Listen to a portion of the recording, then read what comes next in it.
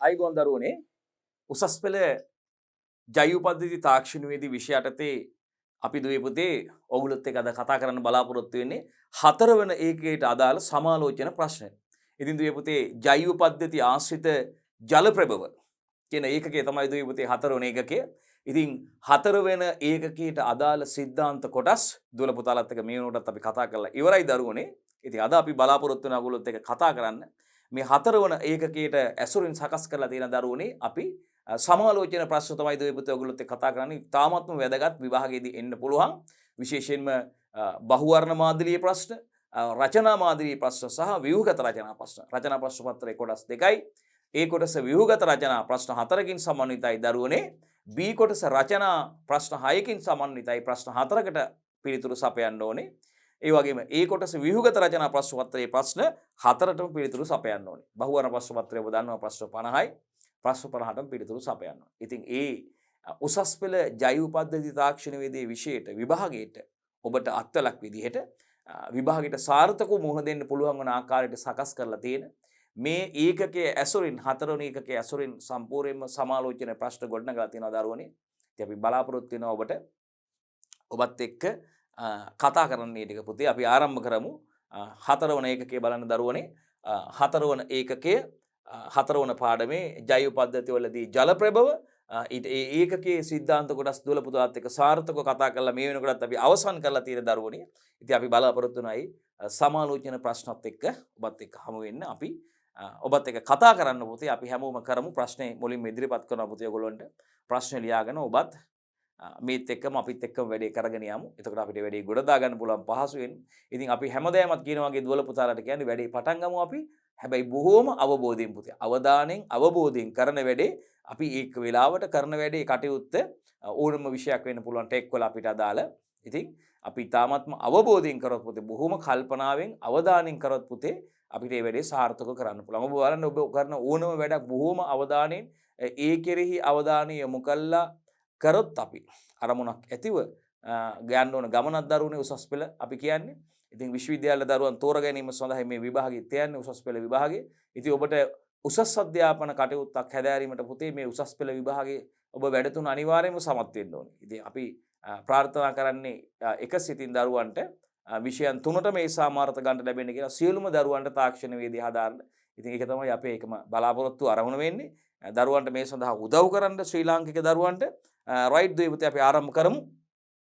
උසස් පෙළ ජෛව පද්ධති තාක්ෂණ වේදයේ 12 වෙනි ශ්‍රේණිය 4 වන ඒකකයේ සමාලෝචන ප්‍රශ්නත් එක්කයි දරුවනේ අපි මේ රැඳිලා ඉන්නේ. ඉතින් අපි බලමු ජෛව පද්ධතිවලදී ජල ප්‍රභව කියන 4 වන පාඩමට අදාළ සමාලෝචන ප්‍රශ්නත් එක්ක සම්බන්ධ වෙලා ඉන්නේ ඔබ. රයිට් අපි බලමු මුල්ම ප්‍රශ්නයට යනවා. හරි. ප්‍රශ්න අංක 1 ජල ප්‍රභව හඳුන්වන්න. රයිට් පොඩ්ඩක් පටන් ගන්න පුතේ. ජල ප්‍රභව හඳුන්වන්න. අපි මේකේ විශේෂයෙන්ම සිද්ධාන්ත කොටස් ටික දුවල පුතාලත් එක්ක සාර්ථකව සාකච්ඡා කරලා අවසන් කරලා තියෙන දුවේ පුතේ. රයිට් ඒ කොටස ඔබ පාඩම් කරගෙන ඇති. ඉතින් අපි පටන් ගමු පුතේ. රයිට් හඳුන්වන්න ඉක්මනින්. ජල ප්‍රභව හඳුන්වන්න. ජල ප්‍රභව හඳුන්වන්න පුතේ පටන් ගන්න බලමු අපි. මොකක්ද ජල ප්‍රභව කියන්නේ කියලා. රයිට්. මිනිසාට තමාගේ එදිනෙදා ජල අවශ්‍යතා සපුරාගත හැකි ප්‍රමාණය. දැන් මොනවද මිනිසාගේ එදිනෙදා ජල අවශ්‍යතා අපි ඉක්මනින් බලමු. සිද්ධාන්ත කොටස් කරලා තියෙන නිසා මේ වගේ අපි වැඩිපුර රැඳෙන්න බලන්නේ නැහැ. සමාලෝචන ප්‍රශ්න දෙක ඉක්මනින් දුවල පුතාලත් එක්ක සාකච්ඡා කරලා අවසන් කරන්න තමයි බලාපොරොත්තු වෙන්නේ. ඉතින් මිනිසා තම එදිනෙදා ජල අවශ්‍යතා අනිවාර්යයෙන්ම පුතේ අපි දන්නවා පානීය ජල අවශ්‍යතාවය අපේ එදිනෙදා අවශ්‍යතාවයක් දරුවනේ. ඉවිම් පිහුම් කටයුතු සඳහා ජලය අවශ්‍යයි දරුවනේ. සේදීමේ කටයුතු ස්නානයේ සඳහා දරුවනේ ජලය අවශ්‍ය වෙනවා අපිට. රයිට්. සේදීමේ කටයුතු සඳහා ජලය අවශ්‍ය වෙනවා දරුවනේ. ස්නානය කිරීමට අපිට ජලය අවශ්‍ය වෙනවා. රෙදි හොද ගන්න ඕනේ නේද? අපේ ගෙදර අවශ්‍ය කටයුතු ගෘහස්ත ඒ සිදුවන අවශ්‍යතා කටයුතු සිදු කර ගන්න ඕනේ පුතේ. ඉතින් ඊට අමතරව අපි දන්නවා පුතේ ප්‍රධාන වශයෙන් ජලය අපි යොදා ගන්නවා භෝග වගා කටයුතු සඳහා. කෘෂිකාර්මික කටයුතු භෝග වගා කටයුතු සඳහා යොදා ගන්නවා පුතේ ජලය. ඒ වගේම පුතේ ජල විදුලි උත්පාදන ක්‍රියාවලිය සඳහා ජලය යොදා ගන්නවා අපි දන්නවා. විදුලිය උත්පාදන කටයුතු සඳහා ඒ වගේම කර්මාන්ත ශාලාවල නිෂ්පාදන කටයුතු සඳහා ආහාර නිෂ්පාදනයක් වෙන්න පුළුවන් පුතේ. වෙනත් කාර්මික නිෂ්පාදනයක් වෙන්න පුළුවන්. මේ නිෂ්පාදන කටයුතු වල අමුද්‍රව්‍යයක් විදිහට ජලය යොදා ගන්නවා පුතේ. ඒ වගේම සිසිල් කාරකයක් විදිහට තාප විදුලි බලාගාරවල විදුලි ජනක යන්ත්‍ර ක්‍රියාත්මක වීමේ දරුවනේ ඒ උත්පාදනය වන තාපය අවශෝෂණය කර ගැනීම සඳහා නල හරහා මේ එන්ජින් තුලින් පුතේ ඒ යන්ත්‍ර හරහා මේ ජලය යවනවා පුතේ යන්ත්‍ර සිසිල් කිරීම සඳහා ඒ වගේම අපි දන්නවා දරුවනේ ප්‍රවාහන කටයුතු සඳහා ජලය මාධ්‍යයක් විදිහට මේ භාවිතා කරනවා දරුවනේ ප්‍රවාහන කටයුතු සඳහා මාධ්‍යයක් විදිහට ජලය භාවිතා කරනවා ඒ වගේම විවිධ සෞන්දර්යාත්මක කටයුතු සඳහා ජෛව විවිධත්වයට වගේම දරුවනේ අපි දන්නවා ජල ක්‍රීඩා ඒ වගේම ජලය ආශ්‍රිත විවිධ චාරිත්‍ර වාරිත්‍ර තියෙනවා දරුවනේ අර අපි දන්නවා පිරිත් පැන්දිය කැපීම වගේ දැන් අපි විවිධ ආගම් ආශ්‍රිතවත් මේ කටයුතු තියෙනවා දරුවනේ බෞද්ධ ආගමට අමතරව ඉතින් විශේෂයෙන්ම ක්‍රීඩා ජල ක්‍රීඩා මේ ස්වභාව සෞන්දර්යයේ වටිනාකම සංචාරක කර්මාන්ත සඳහා වැදගත් වන ආකාරයක අපි දන්නවා මේ උද්‍යානවල මේ විශේෂයෙන්ම දී ඇලි ජලය ආශ්‍රිතව සකස් කරලා තියෙන විවිධ නිර්මාණ ජලය යොදලා තියෙන ජෛව විවිධත්වයට වැදගත් වෙනවා දරුවනේ ජලය අපි දන්නවා රයිට් එතකොට මෙතනින් විශේෂයෙන්ම අපි පොයින්ට් අවුට් කරලා ගන්න තියෙන්නේ මොකද්ද පුතේ මිනිසාට තමාගේ එදිනෙදා ජල අවශ්‍යතා එදිනෙදා ජල අවශ්‍යතා කියපු ගමන් අපිට මතක් වෙන පානීය ජල අවශ්‍යතාවය සපුරා ගැනීමට පුතේ ඒ ඉවිම් පිහිම් කටයුතු සඳහා සේදීමේ කටයුතු නෑමේ කටයුතු වගේ දේවල් පිරිසුදු කිරීමේ කටයුතු සඳහා මිනිසාට පුතේ අන්න එදිනෙදා ජල අවශ්‍යතා සපුරා ගැනීමට හරි ඉතින් අමතව අපි අර කියපු කටයුතු සඳහාත් ජලය අවශ්‍ය වෙනවා භෝගවග කටයුතු සඳහා නේද දරුවනේ හරි ඉතින් මිනිසාට තමාගේ එදිනෙදා ජල අවශ්‍යතා සපුරාගත හැකි ප්‍රමාණය අන්න බලන්න මෙන්න මේ මිනිසාට තමාගේ එදිනෙදා ජල අවශ්‍යතා සම්පූර්ණ කරගන්න පුළුවන් ආකාරයෙන් පුතේ සපුරාගත හැකි ප්‍රමාණයන්ගෙන් රයිට් මිනිසාට තමාගේ එදිනෙදා ජල අවශ්‍යතා සපුරාගත හැකි ප්‍රමාණයෙන් කවුද ජලය ලබාගත හැකි මූලාශ්‍ර තමයි දරුවනේ ජල ප්‍රභව කියලා හඳුන්වන්නේ මිනිසාට තම එදිනෙදා ජල අවශ්‍යතා මිනිසාට තමන්ගේ එදිනෙදා ජල අවශ්‍යතා සපුරාගත හැකි ප්‍රමාණයන්ගෙන් සම්පූර්ණ කරගන්න පුළුවන් ප්‍රමාණයන්ගෙන් පිරිමහගත හැකි ප්‍රමාණයන්ගෙන් ජලය ලබාගත හැකි ජලය ලබා ගන්න පුළුවන් ජල මූලාශ්‍ර තමයි දරුවනේ අපි ජල ප්‍රභව කියලා හඳුන්වන්නේ ලියාගෙන දරුවනේ ඉක්මන බලන්න බෝඩ් එක බලන්න නැතුව ලියන්න බලන්න හැමෝම තනියම ලියන්න බලන්න දරුවනේ මිනිසාට තම එදිනෙදා ජල අවශ්‍යතා සපුරාගත හැකි ප්‍රමාණයන්ගෙන් ජලය ලබාගත හැකි මූලාශ්‍ර බලන්නකෝ මිනිසාට තමන්ගේ එදිනෙදා ජල අවශ්‍යතා සපුරාගත හැකි ප්‍රමාණයන්ගෙන් ජලය ලබාගත හැකි මූලාශ්‍ර තමයි ජල ප්‍රභව වෙන්නේ ඕක කැඩුවොත් පුතේ අපි ඕකේ තුල තියෙන පොයින්ට් ටික බලමුකෝ අපි ඕක කඩලා මොනවද බලමු අපි මිනිසාට තමන්ගේ එදිනෙදා ජල අවශ්‍යතා සපුරා ගැනීමට එදිනෙදා ජල අවශ්‍යතා එදිනෙදා ජල අවශ්‍යතා සපුරා ගැනීමට රයිට් ප්‍රමාණවත් ජලය ලබාගත හැකි ප්‍රමාණවත් ජලය ලබාගත හැකි ප්‍රමාණවත් ජලය ලබාගත හැකි මූලාශ්‍ර තමයි පුතේ අපි ජල ප්‍රභව කියලා හඳුන්වන්නේ මිනිසාට එදිනෙදා ජල අවශ්‍යතාවයේ සපුරාගත හැකි ප්‍රමාණවත් ජලය ලබාගත හැකි මූලාශ්‍ර බලන්න එදිනෙදා ජල අවශ්‍යතාවයේ සපුරා ගැනීමට එදිනෙදා ජල අවශ්‍යතාවයේ සපුරා ගැනීමට මොනවද එදිනෙදා ජල අවශ්‍යතාව කියපුවාම බීමට ඉහුම් පිහුම් කටයුතු සේදීමේ කටයුතු පිරිසුදු කිරීමේ කටයුතු වගේ දේවල් නේද සේදීමේ කටයුතු පිරිසුදු කිරීමේ කටයුතු වගේ දේවල් නේ එදිනෙදා ජල අවශ්‍යතා රයිට් එහෙනම් මිනිසාට තමන්ගේ එදිනෙදා ජල අවශ්‍යතා සපුරාගත හැකි ප්‍රමාණයෙන් ජලය ලබාගත හැකි මූලාශ්‍ර තමයි පුතේ අපි ජල ප්‍රභව විදියට හඳුන්වන්නේ කෘෂිකාර්මික කටයුතු කෘෂිකාර්මික අවශ්‍යතාවයන් සඳහා ඒ වගේම ආහාර නිෂ්පාදනයේදී සිදු කරන අවශ්‍යතාවයන් සඳහා කාර්මික අවශ්‍යතාවයන් සඳහා දරුවනේ ප්‍රවාහන කටයුතු අවශ්‍යතාවයන් සඳහා අපි මාධ්‍යයක් විදිහට ජලය භාවිතා කරනවා ඒ වගේම අපි දන්නවා ජලය තමයි ජීවයේ ද්‍රාවකයේ විදිහට. ජලය හොඳ ද්‍රාවකයක් නේද දරුවනි. විවිධ ද්‍රව්‍ය ද්‍රවණය වීම සඳහා ජලය හොඳ ද්‍රාවකයක්, ජීවයේ ද්‍රාවකය කියලා අපි ජලය හඳුන්වන්නේ. රයිට්? ජලයේ වැදගත්කම ගැන අපි සිද්ධාන්ත පාඩමේදී කතා කරලා තියෙනවා. ඉතින් මම හිතනවා ඔබට ජල ප්‍රභව හැඳින්වීම කියන එක ආයි කවදාවත් අමතක වෙන්නේ නැති කියලා. දුවේ පුතේ මිනිසාන්ට තම එදිනෙදා ජල අවශ්‍යතා සපුරාගත හැකි ප්‍රමාණයෙන් ජලය ලබා ගත හැකි මූලාශ්‍ර තමයි පුතේ ජල ප්‍රභව කියලා කියන්නේ. රයිට්? මම හිතන්නේ පැහැදිලි. හරි?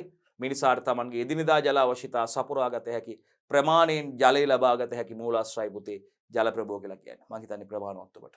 ආයි ජීවිත කාලෙම අමතක කරන්න එපා පුතේ. ඒක මතකෙන් තියන්න.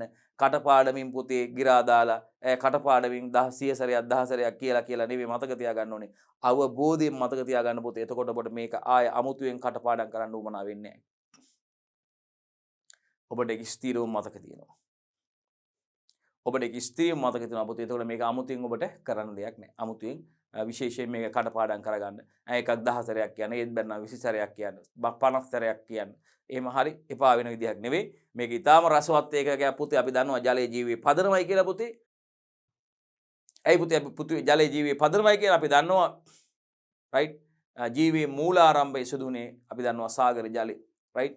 ජලයේ ජීවයේ පදනමයි කියන්නේ ඒකයි පුතේ. මුලින්ම අදින් වසර අවුරුදු බිලියන 3.5කට 7කට පමණ පෙර දරුවනේ අපි දන්නවා සාගර ජලය තමයි මුල්ම මූලාරම්භක ජීවය ඇතුනේ ජලය පුතේ. ඊට පස්සේ තමයි ක්‍රමානුකූලව මේගොල්ලෝ ගොඩබිම වාසභූමි කරගත්තේ. ගොඩබිමට සංක්‍රමණය වුණේ ක්‍රමානුකූලව පරිණාමකව මේ කටයුතු සිදුවිලා තියෙන දරුවනේ.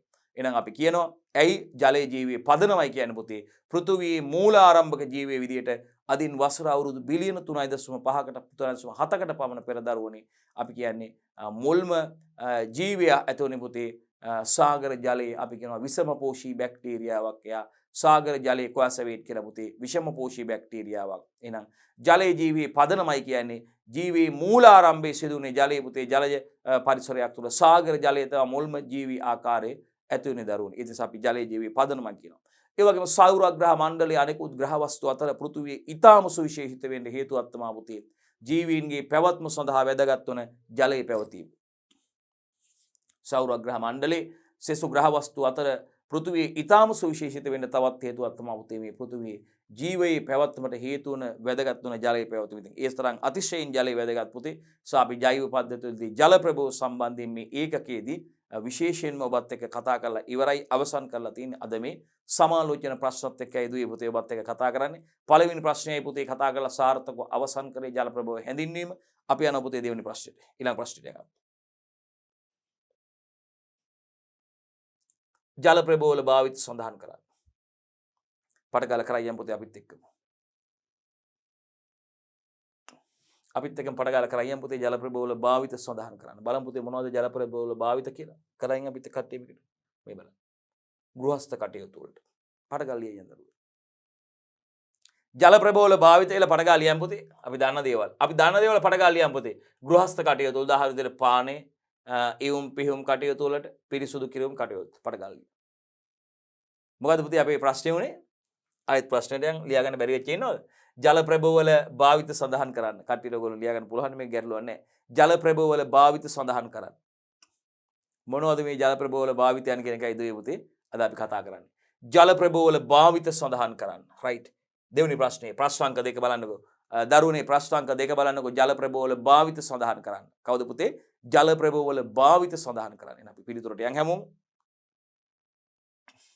ගෘහස්ත කටයුතු සඳහා බලන්න පුතේ.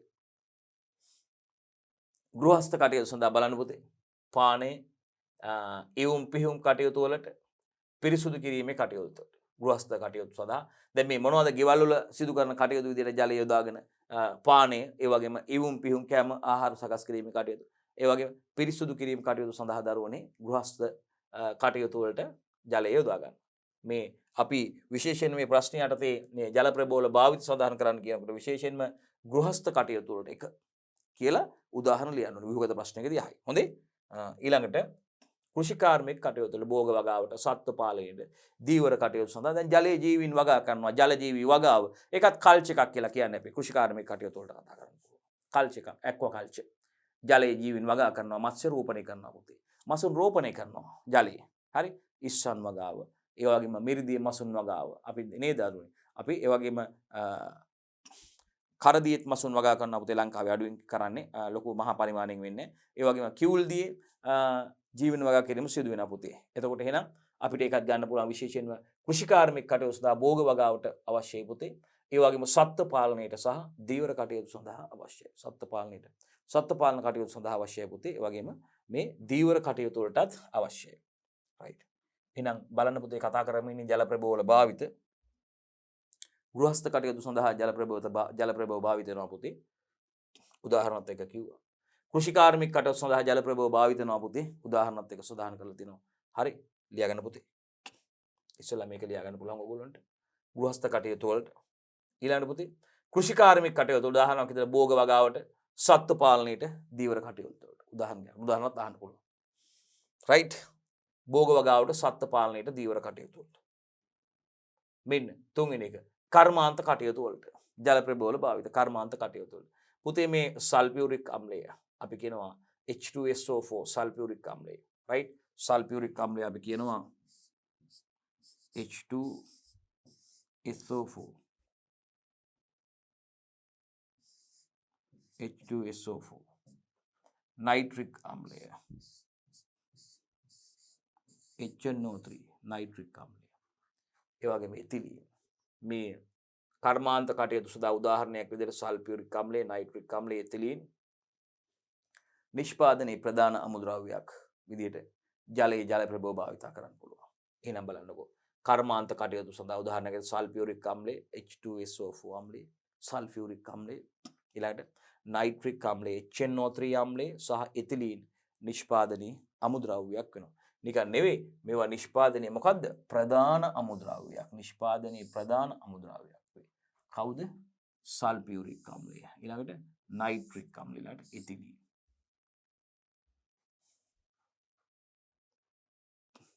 එහෙනම් ජල ප්‍රභවල භාවිතයන් කර්මාන්ත කටයුතු වලට ජල ප්‍රභව භාවිතා වෙනවා දරුවනේ විශේෂයෙන්ම සල්ෆියුරික් අම්ලය, නයිට්‍රික් අම්ලය, ඉතිලීන් වගේ මේ නිෂ්පාදන කටයුතු වලදී නිෂ්පාදනයේ ප්‍රධාන අමුද්‍රව්‍ය වෙන්නේ ජලය.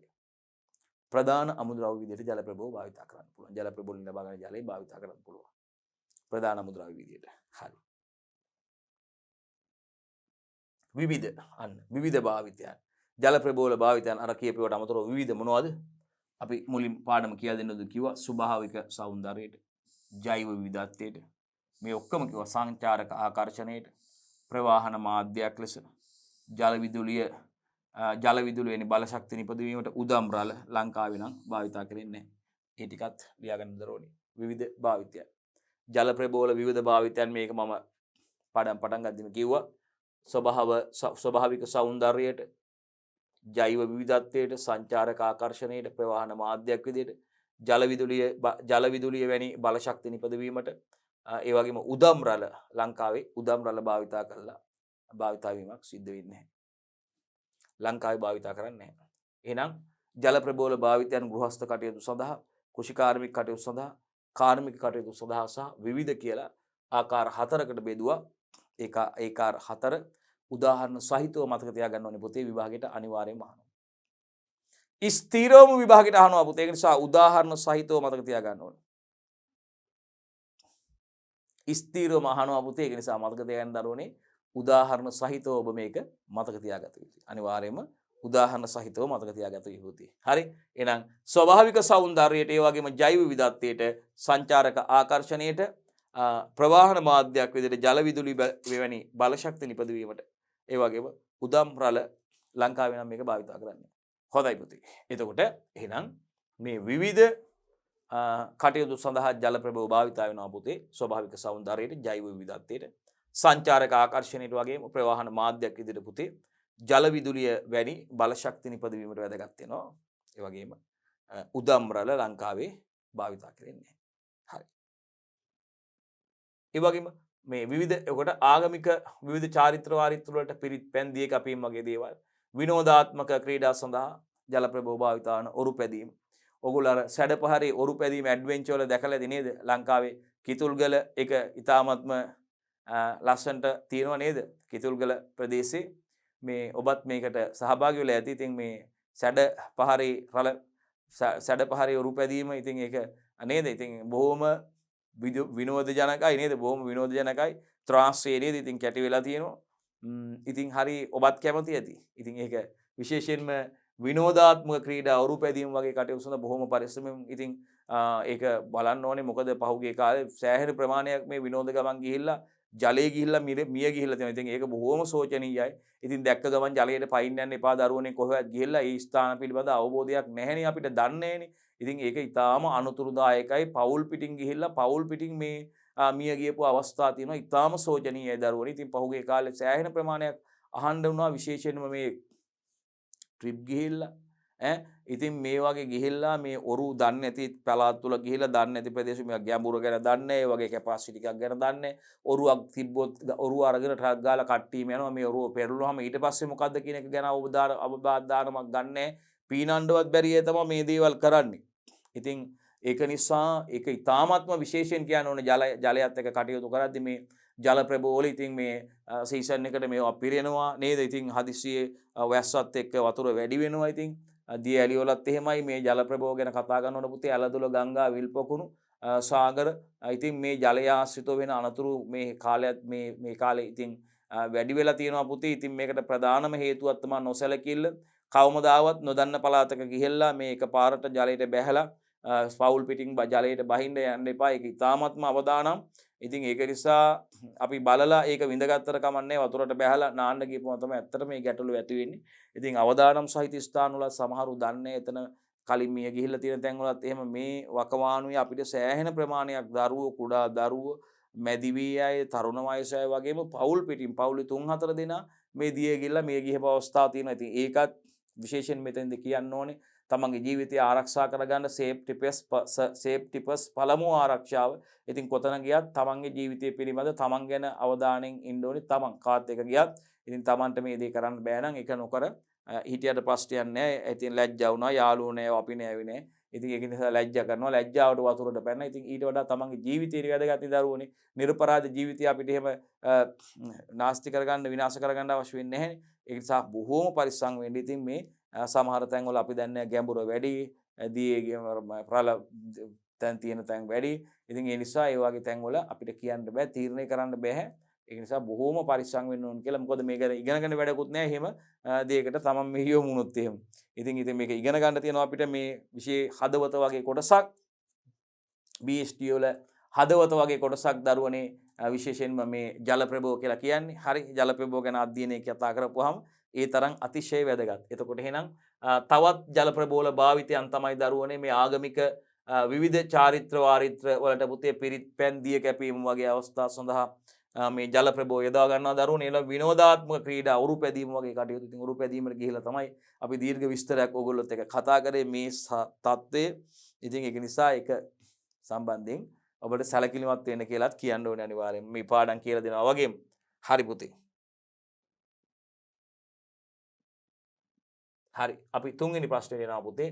විවිධ භාවිත සඳහා යොදා ගන්නා ජල ප්‍රභව භාවිතයට ගැළපෙන පරිදි තෝරා ගැනීම ඉතාමත් වැදගත්. හින්ට් එකක් දීලා තියෙන පුතේ බලන්නකෝ. රචනා ප්‍රශ්න වලත් ඔහම හින්ට් එකක් දෙනවා. ඉඟියක් දෙනවා පුතේ. ප්‍රශ්නයකට ඒතකොට ඉඟියක් දුන්නාම පටගාලා මත බලන්න කොච්චර උදව් කරනවද කියලා විභාග දෙපාර්තමේන්තුවෙන් ඕගොල්ලන්ට ඉතින් මේ ඒ කියන්නේ ඇත්තට මේක අපිට හාස්‍යයට කාරණේ ඇත්ත කතාව. කරන්න පුළුවන් ප්‍රශ්නයක් තමයි දෙන්නේ. කවදාවත් ලකුණු දෙන්න බැරි කරන්න බැරි ප්‍රශ්නයක් දෙන්න. ළමයා හිතලා ළමයා අවබෝධයෙන් ප්‍රශ්න වලට උත්තර ලියලා තිබ්බනම් පහුගිය වසර ගණනාවක විභාග ප්‍රශ්න වල අඩුම තරමේ විභාගයට යන්න කලින් ඔබ පහුගිය වසර 5-1වත් ප්‍රශ්න බහුවර්ණ ප්‍රශ්න රචනා ප්‍රශ්න අවියෝගත ප්‍රශ්න සම්පූර්ණ ප්‍රශ්න පත්‍ර අවසන් වසර 5-1වත් පුතේ ඔබ මේක සම්පූර්ණයෙන්ම දෙතුන් වතාවක්වත් කරලා යනවා නම් ඔබට අනිවාර්යයෙන්ම මේක කරගන්න පුළුවන්. හොඳයි පුතේ. එතකොට අපි ප්‍රශ්නාංක 3 ඉන්නේ දරුවනේ අපි. ප්‍රශ්නාංක 3 ඉන්නේ අපි පුතේ. එතකොට පුතේ ප්‍රශ්නාංක 3න් අපි අහන්නේ බලන්න මොකද්ද කියලා. විවිධ භාවිත සඳහා යොදා ගන්නා ජල ප්‍රභව. විවිධ භාවිත සඳහා අපි මේ ජල ප්‍රභව වල විවිධ භාවිතයන් ටිකයි පුතේ කතා කරේ. ඉතින් මෙන්න මේ විවිධ භාවිතයන් සඳහා පුතේ යොදා ගන්නවා. දැන් විවිධ භාවිතයන් ගැන කතා කරපුවාම පුතේ ජල ප්‍රභව වල භාවිතයන් ගැන කතා කරපුවාම ගෘහස්ත කටයුතු සඳහා භාවිතා කරනවා කියලා කිව්ව පුතේ. කෘෂිකාර්මික කටයුතු සඳහා භාවිතා කරනවා කියලා කිව්ව පුතේ. උදාහරණත් එක්ක කාර්මික කටයුතු සඳහා භාවිතා කරනවා කියලා කිව්ව පුතේ. විවිධ කටයුතු සඳහා භාවිතා කරනවා. ඉතින් මේ අවස්ථා හතරකදී ජල ප්‍රභවන් වල භාවිතයන් ගැන කතා කරා පුතේ. විවිධ භාවිතයන් ගැන කතා කරා. ඉතින් ඊට පස්සේ ඊළඟ ප්‍රශ්නෙන් අපි කතා කරන්න යන්නේ දුවල පුතාලත් එක්ක දරුවනේ. තුන්වෙනි ප්‍රශ්නෙන් මෙන්න මේ විවිධ භාවිත සඳහා යොදා ගන්නා ජල ප්‍රභව පුතේ භාවිතයට ගැළපෙන පරිදි තෝරා ගැනීම. අන්න බලන්නකෝ. මොකද්ද පුතේ කියන්නේ? විවිධ භාවිත සඳහා යොදා ගන්නා ජල ප්‍රභව. විවිධ භාවිත සඳහා යොදා ගන්නා ජල ප්‍රභව පුතේ භාවිතයට ගැළපෙන පරිදි. භාවිතා කරන්න සුදුසු පරිදි ගැළපෙන විදිහට තෝරා ගැනීම පුතේ ඊ타ත්ම වැදගත්. බලන්නකො හින්ට් එක විභාගෙදී හින්ට් එකක් දෙනවා කියලා මම කිව්වේ කලින්. ඉතින් මෙන්න හින්ට් එකක් දෙනවා. අපිත් හින්ට් එකක් දීලා ප්‍රශ්නයක් අහලා තියෙනවා. බලන්නකො විවිධ භාවිත සඳහා යොදා ගන්නා ජල ප්‍රභව භාවිතයට ගැළපෙන පරිදි තෝරා ගැනීම. භාවිතා කරන්න උචිත පරිදි ගැළපෙන පරිදි තෝරා ගැනීම පුතේ ඊ타ත්ම වැදගත්. එහෙම හින්ට් එකක් දීලා එහෙනම් අපෙන් අහනවා ජල ප්‍රභව තෝරා ගැනීමේදී සලකා බලනු ලබන කරුණු පැහැදිලි කරන්න කියලා. අපි අපේ අවශ්‍යතා ඉටු කර ගැනීම සඳහා කතා කරපු විවිධ අවශ්‍යතා ඉටු කර ගැනීම සඳහා අපි ජල ප්‍රභව තෝරා ගැනීමේදී හරි ජල ප්‍රභව තෝරා ගැනීමේදී සලකා බලනු ලබන කරුණු පැහැදිලි කරන්න කියනවා. කරුණු පැහැදිලි කරන්න කියනවා. හරි කරුණු සඳහන් කරලා විතරක් බෑ. කරුණු පැහැදිලි කරන්න කියලා කියනවා. රචනා මාදිලී ප්‍රශ්නයක් පුතේ කෙලින්ම අහලා තියෙනවා. ඉස්සලා ජල ප්‍රභව හැඳින්වීම කරලා දුවේ පුතේ. එහෙනම් මේ සඳහා මේ සුදුසු ජල ප්‍රභව තෝරා ගැනීමේදී අපිට වැදගත් වන සලකා බලන ලබන කරුණුයි පැහැදිලි කරන්න ඕනේ පුතේ. එහෙනම් රචනා ප්‍රශ්නයක් විදිහටයි මේක අහලා තියෙන්නේ. එහෙනම් හැඳින්වීම ලියන්න ඕනේ පුතේ. විශේෂයෙන්ම ජල ප්‍රභව හැඳින්වීම ලියන්න ඕනේ පුතේ. හැඳින්වීමට ලකුණු 20ක් හම්බ වෙනවා. ඊට පස්සේ අදාළ කරුණු නම් කරනවට ලකුණු හම්බ වෙනවා පුතේ. ඒ නම් කරන කරුණු විස්තර කරනවට ලකුණු හම්බ වෙනවා. එහෙමයි ලකුණු 100 හම්බ වෙන්නේ පුතේ. ලකුණු 20ක් හැඳින්වීමට. නම් කරනවට දෙනවා ලකුණු ගාණක්. ඊට පස්සේ කරුණු අපි කියමුකෝ 4ක් නැත්නම් කරුණු 3ක් නම් කරනවා කියලා. කරුණු 3 නම් කරනවට ලකුණු හම්බ වෙනවා පුතේ. ඊට පස්සේ ඒ කරුණු තුල එකිනෙක එක කරුණක් රෝල් දෙක තුනක් විස්තර කරනවට ලකුණු හම්බ වෙනවා. ඉතින් මේ රචනා ප්‍රශ්නයක එක කොටසකට ලකුණු හම්බ වෙන්නේ විනාඩි 10යිනේ. රචනා ප්‍රශ්නයක කොටස් 3යි අපි දන්නවා. ප්‍රධාන රචනා ප්‍රශ්නයක කොටස් 3යි. දැන් එක ප්‍රශ්නය කියලා ගත්තොත් එක ප්‍රශ්නේ A කොටස B කොටස C කොටස කියලා කොටස් 3ක් තියෙනවා. A කොටසට කාලය විනාඩි 10යි, B කොටසට විනාඩි 10යි, C කොටසට විනාඩි 10යි. කොටස් තුනටම පැය භාගයයි. එතකොට පැය භාගයක කාලයක් හම්බ වෙන කොටස් තුනක් පැය භාගයෙන් ලියලා ඉවර කරනවා. අඩුම තරමේ CR පිටුවක් පිරෙන්නවත් මේ උත්තරේ ලියන්න ඕනේ. CR පිටුවක් පිරෙන්නවත් උත්තරේ ලියන්න විනාඩි 10න් ලියන්නත් ඕනේ. එතන විනාඩි 30ට පැය භාගයට CR පිටු 3ක්වත් ලියන්න ඕනේ අවශ්‍යයි. ඉතින් ලකුණු ඒකට කීයද 100ක් හම්බ වෙනවා. ලකුණු 100ක් හම්බ වෙන විදිහට මේ ගන්න ලකුණු පුළුවන් තරම් එකතු කර ගන්න ඕනේ. වැඩිපුර ලකුණු එකතු කර ගැනීමෙන් තමයි අපිට ලොකු ප්‍රතිඵලයකට අවසන් ප්‍රතිඵලයේ ඉහළ ප්‍රතිඵලයකට යන්න අවස්ථාව ලැබෙන්නේ. එහෙනම් හොඳයි පුතේ අපි උත්තරේට යමු. මේ විවිධ භාවිත සඳහා යොදා ගන්නා ජල ප්‍රභව ඒ භාවිතයට ගැළපෙන පරිදි තෝරා ගැනීම ඉතාමත් වැදගත් පුතේ. එහෙනම් ජල ප්‍රභව තෝරා ගැනීමේදී සලකා බලන කරුණුයි පැහැදිලි කරන්න කියලා. යන් අපි. 1. අවශ්‍යතාවයේ සැපිරෙන අයුරින් ජලය ලබා ගත හැකි වීම. එහෙනම් මේ ජල ප්‍රභවයෙන් අපේ උවමනාව අවශ්‍යතාවයේ සම්පූර්ණ වන පරිදි අයි ප්‍රමාණයෙන් ජලය ලබා ගන්න හැකියාවක් තියෙනවා. ඔන්න එහෙනම් ජල ප්‍රභව අවශ්‍යතාවයන් සඳහා විවිධ අවශ්‍යතාවයන් සඳහා ජල ප්‍රභව තෝරා ගැනීමේදී සැලකිලිමත් විය යුතු කරුණු නැත්නම් වැදගත් කරුණු. පළවෙනි කරුණ තමයි පුතේ අවශ්‍යතාවයේ සැපිරෙන අයුරින් අවශ්‍යතාවයේ සැපිරෙන අයුරින් ජලය ලබා ගත හැකි වීම. අදාළ ජල ප්‍රභවයෙන් අවශ්‍යතාවයේ සැපිරෙන අයුරින් උවමනාව සම්පූර්ණ වෙන පරිදි පරිපූර්ණ වෙන පරිදි ජලය ලබා ගැනීමට හැකියාව තියෙන්න ඕනේ. තෝරගන්නේ ජල ප්‍රභවයෙන්. බලන්නකෝ. අවශ්‍යතාවයේ සැපිරෙන අයුරින් ජලය ලබා ගත හැකි වීම. ඒක ලියලා බෑ. විස්තර කරන්නත් එපා රෝල් දෙක තුනක් බලන්නකෝ. වගා බිමට ජලයේ සපේන අවස්ථාවේදී එක්වරකට අවශ්‍ය වන ජල ප්‍රමාණය බලන්නකෝ කඩලා ගන්න පුළුවන් ඒවා. රයිට් මේ බලන්නකෝ. බලන්නකෝ කඩලා ගන්න පුළුවන්. වගා බිමට ජලයේ සපේන අවස්ථාවේ එක්වරකට අවශ්‍ය වන ජල ප්‍රමාණය ඒ වගේම හරි සැපීමට ප්‍රභවයට හැකි වෙන්න ඕනේ. බලන්නකෝ පුතේ. වගා බිමට ජලයේ සපේන අවස්ථාවේදී ජල සම්පාදනය කරන අවස්ථාවේදී වගා බිමට ජලයෙන් සපේන අවස්ථාවේදී එක්වරකට අවශ්‍ය වන ජල ප්‍රමාණය ජල සම්පාදන වාරයකදී එක් අවස්ථාවකදී අවශ්‍ය වන ජල ප්‍රමාණය සැපයීමට පුතේ ප්‍රභවයට හැකි වෙන්න ඕනේ. ජල ප්‍රභවයට හැකි වෙන්න ඕනේ. හරි. 2 කඩින් කඩ ජලය සැපීමට සිදු වුවොත් අනවශ්‍ය මොකද ඇයි මේකට අපිට ඒකට කියන්න පුළුවන් මොකද කඩින් කඩ ජලය සැපීමට සිදු වුවොත් අනවශ්‍ය පිරිවැයක් දරන්න සිද්ධ වෙනවා. ඒකත් මතක තියාගන්න. හරි. එහෙනම් වගා බිමට ජලයේ සපයන අවස්ථාවේදී එක්වරකට අවශ්‍ය වන ජල ප්‍රමාණය එකවරකට ජල සම්පාදනයකට අවශ්‍ය වන ජල ප්‍රමාණය සැපීමට ප්‍රභවයට හැකි වෙන්න ඕනේ. එහෙම නැතුව ජලය කඩින් කඩ ජලය සැපීමට සිදු වුවොත් අනවශ්‍ය පිරිවැයක් දැරීමට සිද්ධ වෙනවා. කඩින් කඩ ජලය සැපීමට සිදු වුවොත් පුතේ කඩින් කඩ ජලය සැපීමට සිදු වුවොත් අනවශ්‍ය පිරිවැයක් දැරීමට සිදු වෙනවා. රයිට්. ලියාගන්න දරුවනේ. කඩින් කඩ ජලය සැපීමට වුණොත් අපිට ඒ සඳහා පුතේ අනවශ්‍ය පිරිවැයක් දැරීමට සිද්ධ වෙනවා. හරි. ලියාගන්න දරුවනේ. එහෙනම් අවශ්‍යතාවයට සැපිරුණ අයුරින් ජලය ලබා ගැනීමට හැකියවීම තමයි පුතේ ඒකේ පළවෙනි කරුණ. අවශ්‍යතාවය සැපිරින අයුරින් ජලය ලබා ගැනීමට හැකියවීම තමයි දුවේ දීපතේකේ පළවෙනි කරුණ. 2 අවශ්‍ය කාලවලදී ජලය ලබා ගැනීමට හැකියාව තියෙනවා. එහෙනම් යම්කිසි ජල ප්‍රභවයකින් අපි අපේ අවශ්‍යතාවය සඳහා ජලය ලබා ගන්නවා නම් අපිට අපේ අවශ්‍යතාවයන් සඳහා ජල ප්‍රභව භාවිතා කරනවා නම් අපිට ඒ සඳහා අපි මේ සැලකිලිමත් යුතු කරුණු යටතේ කතා කරනකොට එහෙනම් පුතේ බලන්න අවශ්‍ය කාලවලදී ජලය ලබා ගැනීමට හැකියාව ජල ප්‍රභව වලින් අපිට අවශ්‍ය කාලවලදී ජලය ලබා ගැනීමට හැකියාවක් තියෙන්න ඕනේ. මොකද භෝගයට ජලය සැපයුත්තේ වගා බිමේ පසේ ශේෂ්ඨධාරිතාවය තීරණය කරන්නා වූ ඌනතා මට්ටමක් දක්වා අඩු විට. එහෙනම් අවශ්‍ය කාලවලදී ජලය ලබා ගැනීමට හැකියාවක් තියෙන උදාහරණයක් විදිහට මේක හඳුන්වන්න පුළුවන්. යම් කිසි භෝගයකට අපි ජලය සපයන්න ඕනි පුතේ.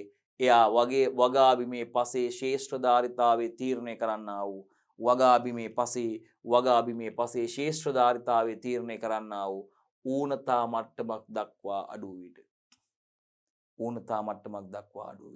හරි. එහෙනම් ඒ අවස්ථාවේදී ජල ප්‍රභවයෙන් ජලය ලබා ගන්න පුළුවන් වෙන්න ඕනේ.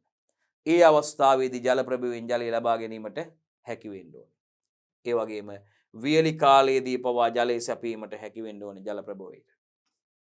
නියං කාලයේදී තව වියලි කාලයේදී පවා ජලය ලබා දීමට හැකියාවක් තියෙන්න ඕනේ ජල ප්‍රභවයකට. මේ බලන්නකෝ.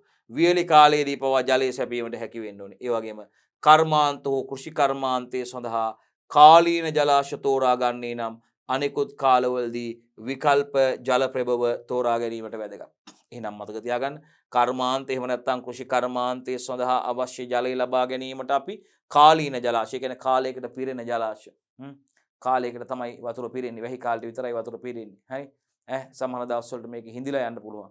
එහෙනම් මතක තියාගන්න කෘෂි කර්මාන්තයේ හෝ ඒ වගේම මේ කර්මාන්ත හෝ කෘෂි කර්මාන්තයේ සඳහා අපි කර්මාන්ත නිෂ්පාදන ක්‍රියාවලින් සඳහා නේද?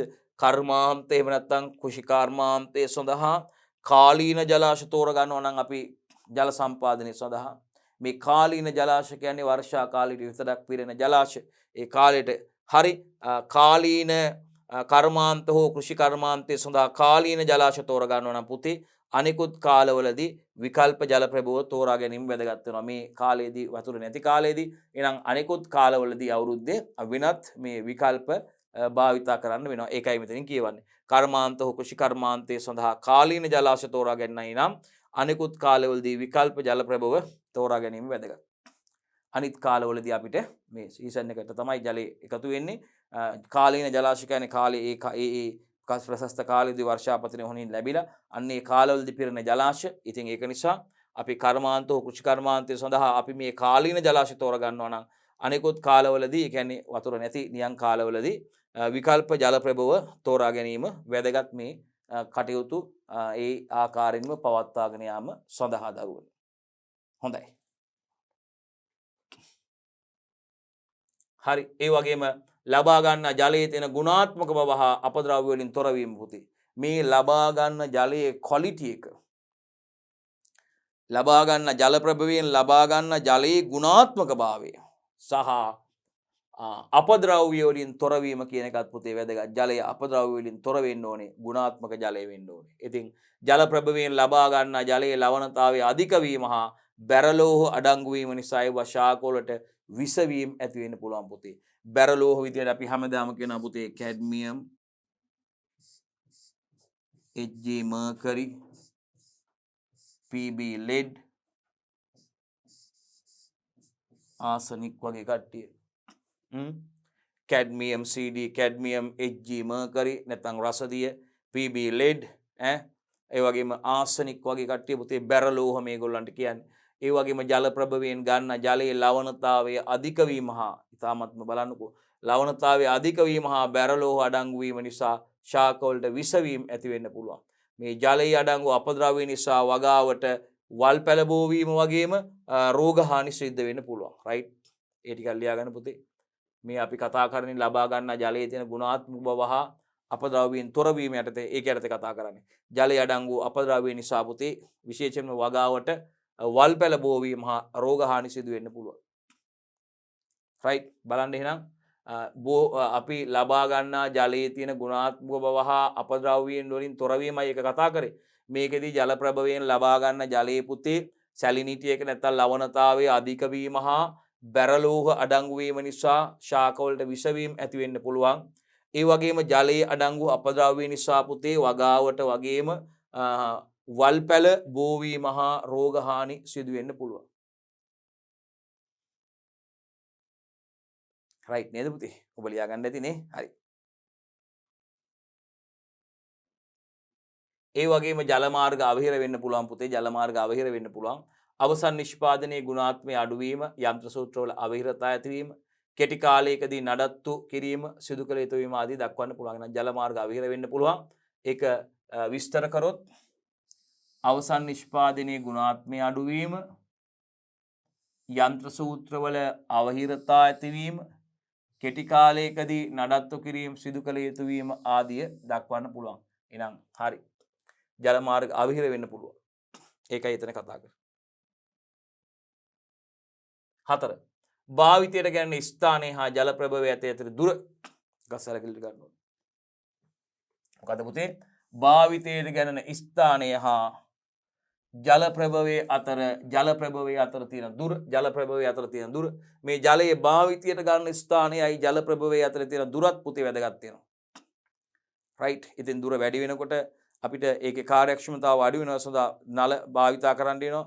නල පද්ධති භාවිතා කරන්නත් මේ ජල ප්‍රභව ආසන්නයේ තියෙනවා නම් පුතේ ඒකත් අපිට ඒකේ ප්‍රයෝජන තියෙනවා. ඉතින් මේ වගේ ඇඩ්වාන්ටේජස් සහ ඩිස්ඇඩ්වාන්ටේජස් තියෙනවා. නමුත් අපි සාමාන්‍යයෙන් භාවිතයට ගන්න ස්ථානයේ හා ජල ප්‍රභවය අතර තියෙන දුර කර්මාන්ත ශාලාව සහ මේ ටියුබ් වෙල් එක නළලින්ද තියෙන ස්ථානය.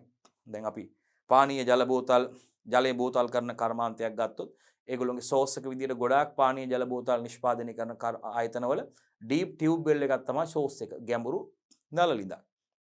ඉතින් කර්මාන්ත ශාලාව ආසන්නයේ තියෙන එකක් වෙන්න පුළුවන්. ඉතින් පහසුයි. ඉතින් ඒකදී අපිට මේ කටයුත්ත කරන්න විශේෂයෙන්ම සලකා බලන්න දරුවනේ මේ භාවිතයට ගැරෙන ස්ථානය හා මේ ජල ප්‍රභවයේ අතර තියෙන දුර සෝස් එකයි මේ භාවිතයට ගැරෙන ස්ථානය අතර තියෙන දුර වගා බිම සහ ජලයේ අපි භාවිත ගන්න ස්ථානය අතර තියෙන භාවිතයට ගන්න ස්ථානය තමයි වගා බිම වෙන්නේ. එතකොට ජලයේ අපි ගන්න ජල ප්‍රභවයේ ඉඳන් ඒකයි අපි කියන්නේ භාවිතයට ගන්න ස්ථානය හා ජල ප්‍රභවයේ අතර තියෙන දුර අපි ජලයේ භාවිතයට ගන්න අවස්ථාව ස්ථානයේ වගා බිමක් වෙන්න පුළුවන්. සෑහෙන දුරකින් තියෙන ඇලකින් ගංගාවකින් වෙන්න පුළුවන් ජලය කියන්නේ. ඒ අනුව කාර්යක්ෂමතාවයේ වෙනස් වෙනවා අඩු වැඩි වෙන්න පුළුවන් පුතේ ඒ අනුව. එතකොට බලන්න ජල ප්‍රභවයේ හා වගා බිම අතර තියෙන දුර වැඩි නම් වගා බිමට අවශ්‍ය වෙන ජල ප්‍රමාණය අපතේ යාම නිසා අවශ්‍ය ජල ප්‍රමාණය වැඩි වෙන අතර මේ ඇල මාර්ග සකස් කිරීමට හා නල මාර්ග යෙදීමටද අමතර මුදලක් වැය වෙනවා.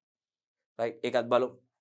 එහෙනම් විශේෂයෙන් ජල ප්‍රභව හා වගා බිම අතර තියෙන දුර වැඩි වීමෙන් මොකද වෙන්නේ? වගා බිමට අවශ්‍ය ජල ප්‍රමාණය අපතේ යාම නිසා අවශ්‍ය ජල ප්‍රමාණය වැඩි වෙනවා. ඇල මාර්ග සකස් කිරීමට හා නල මාර්ග යෙදීමට අමතර මුදලක් ඒ සඳහා වැය වෙනවා. භාවිතයට ගැනෙන ස්ථානය හා ජල ප්‍රභවය අතර තියෙන දුර කියන එක සාධකයක් කරුණ. 5. ජල සම්පාදන ක්‍රමය අනුව ගැලපෙන ආකාරය. මොකද්ද? උපපෘෂ්ඨීය ජල සම්පාදනයේ ක්‍රමද පෘෂ්ඨීය කියන්නේ පස මතු පිටින් ජලය ගලාගෙන යනවා පුතේ. පිටාර ජල සම්පාදනයේ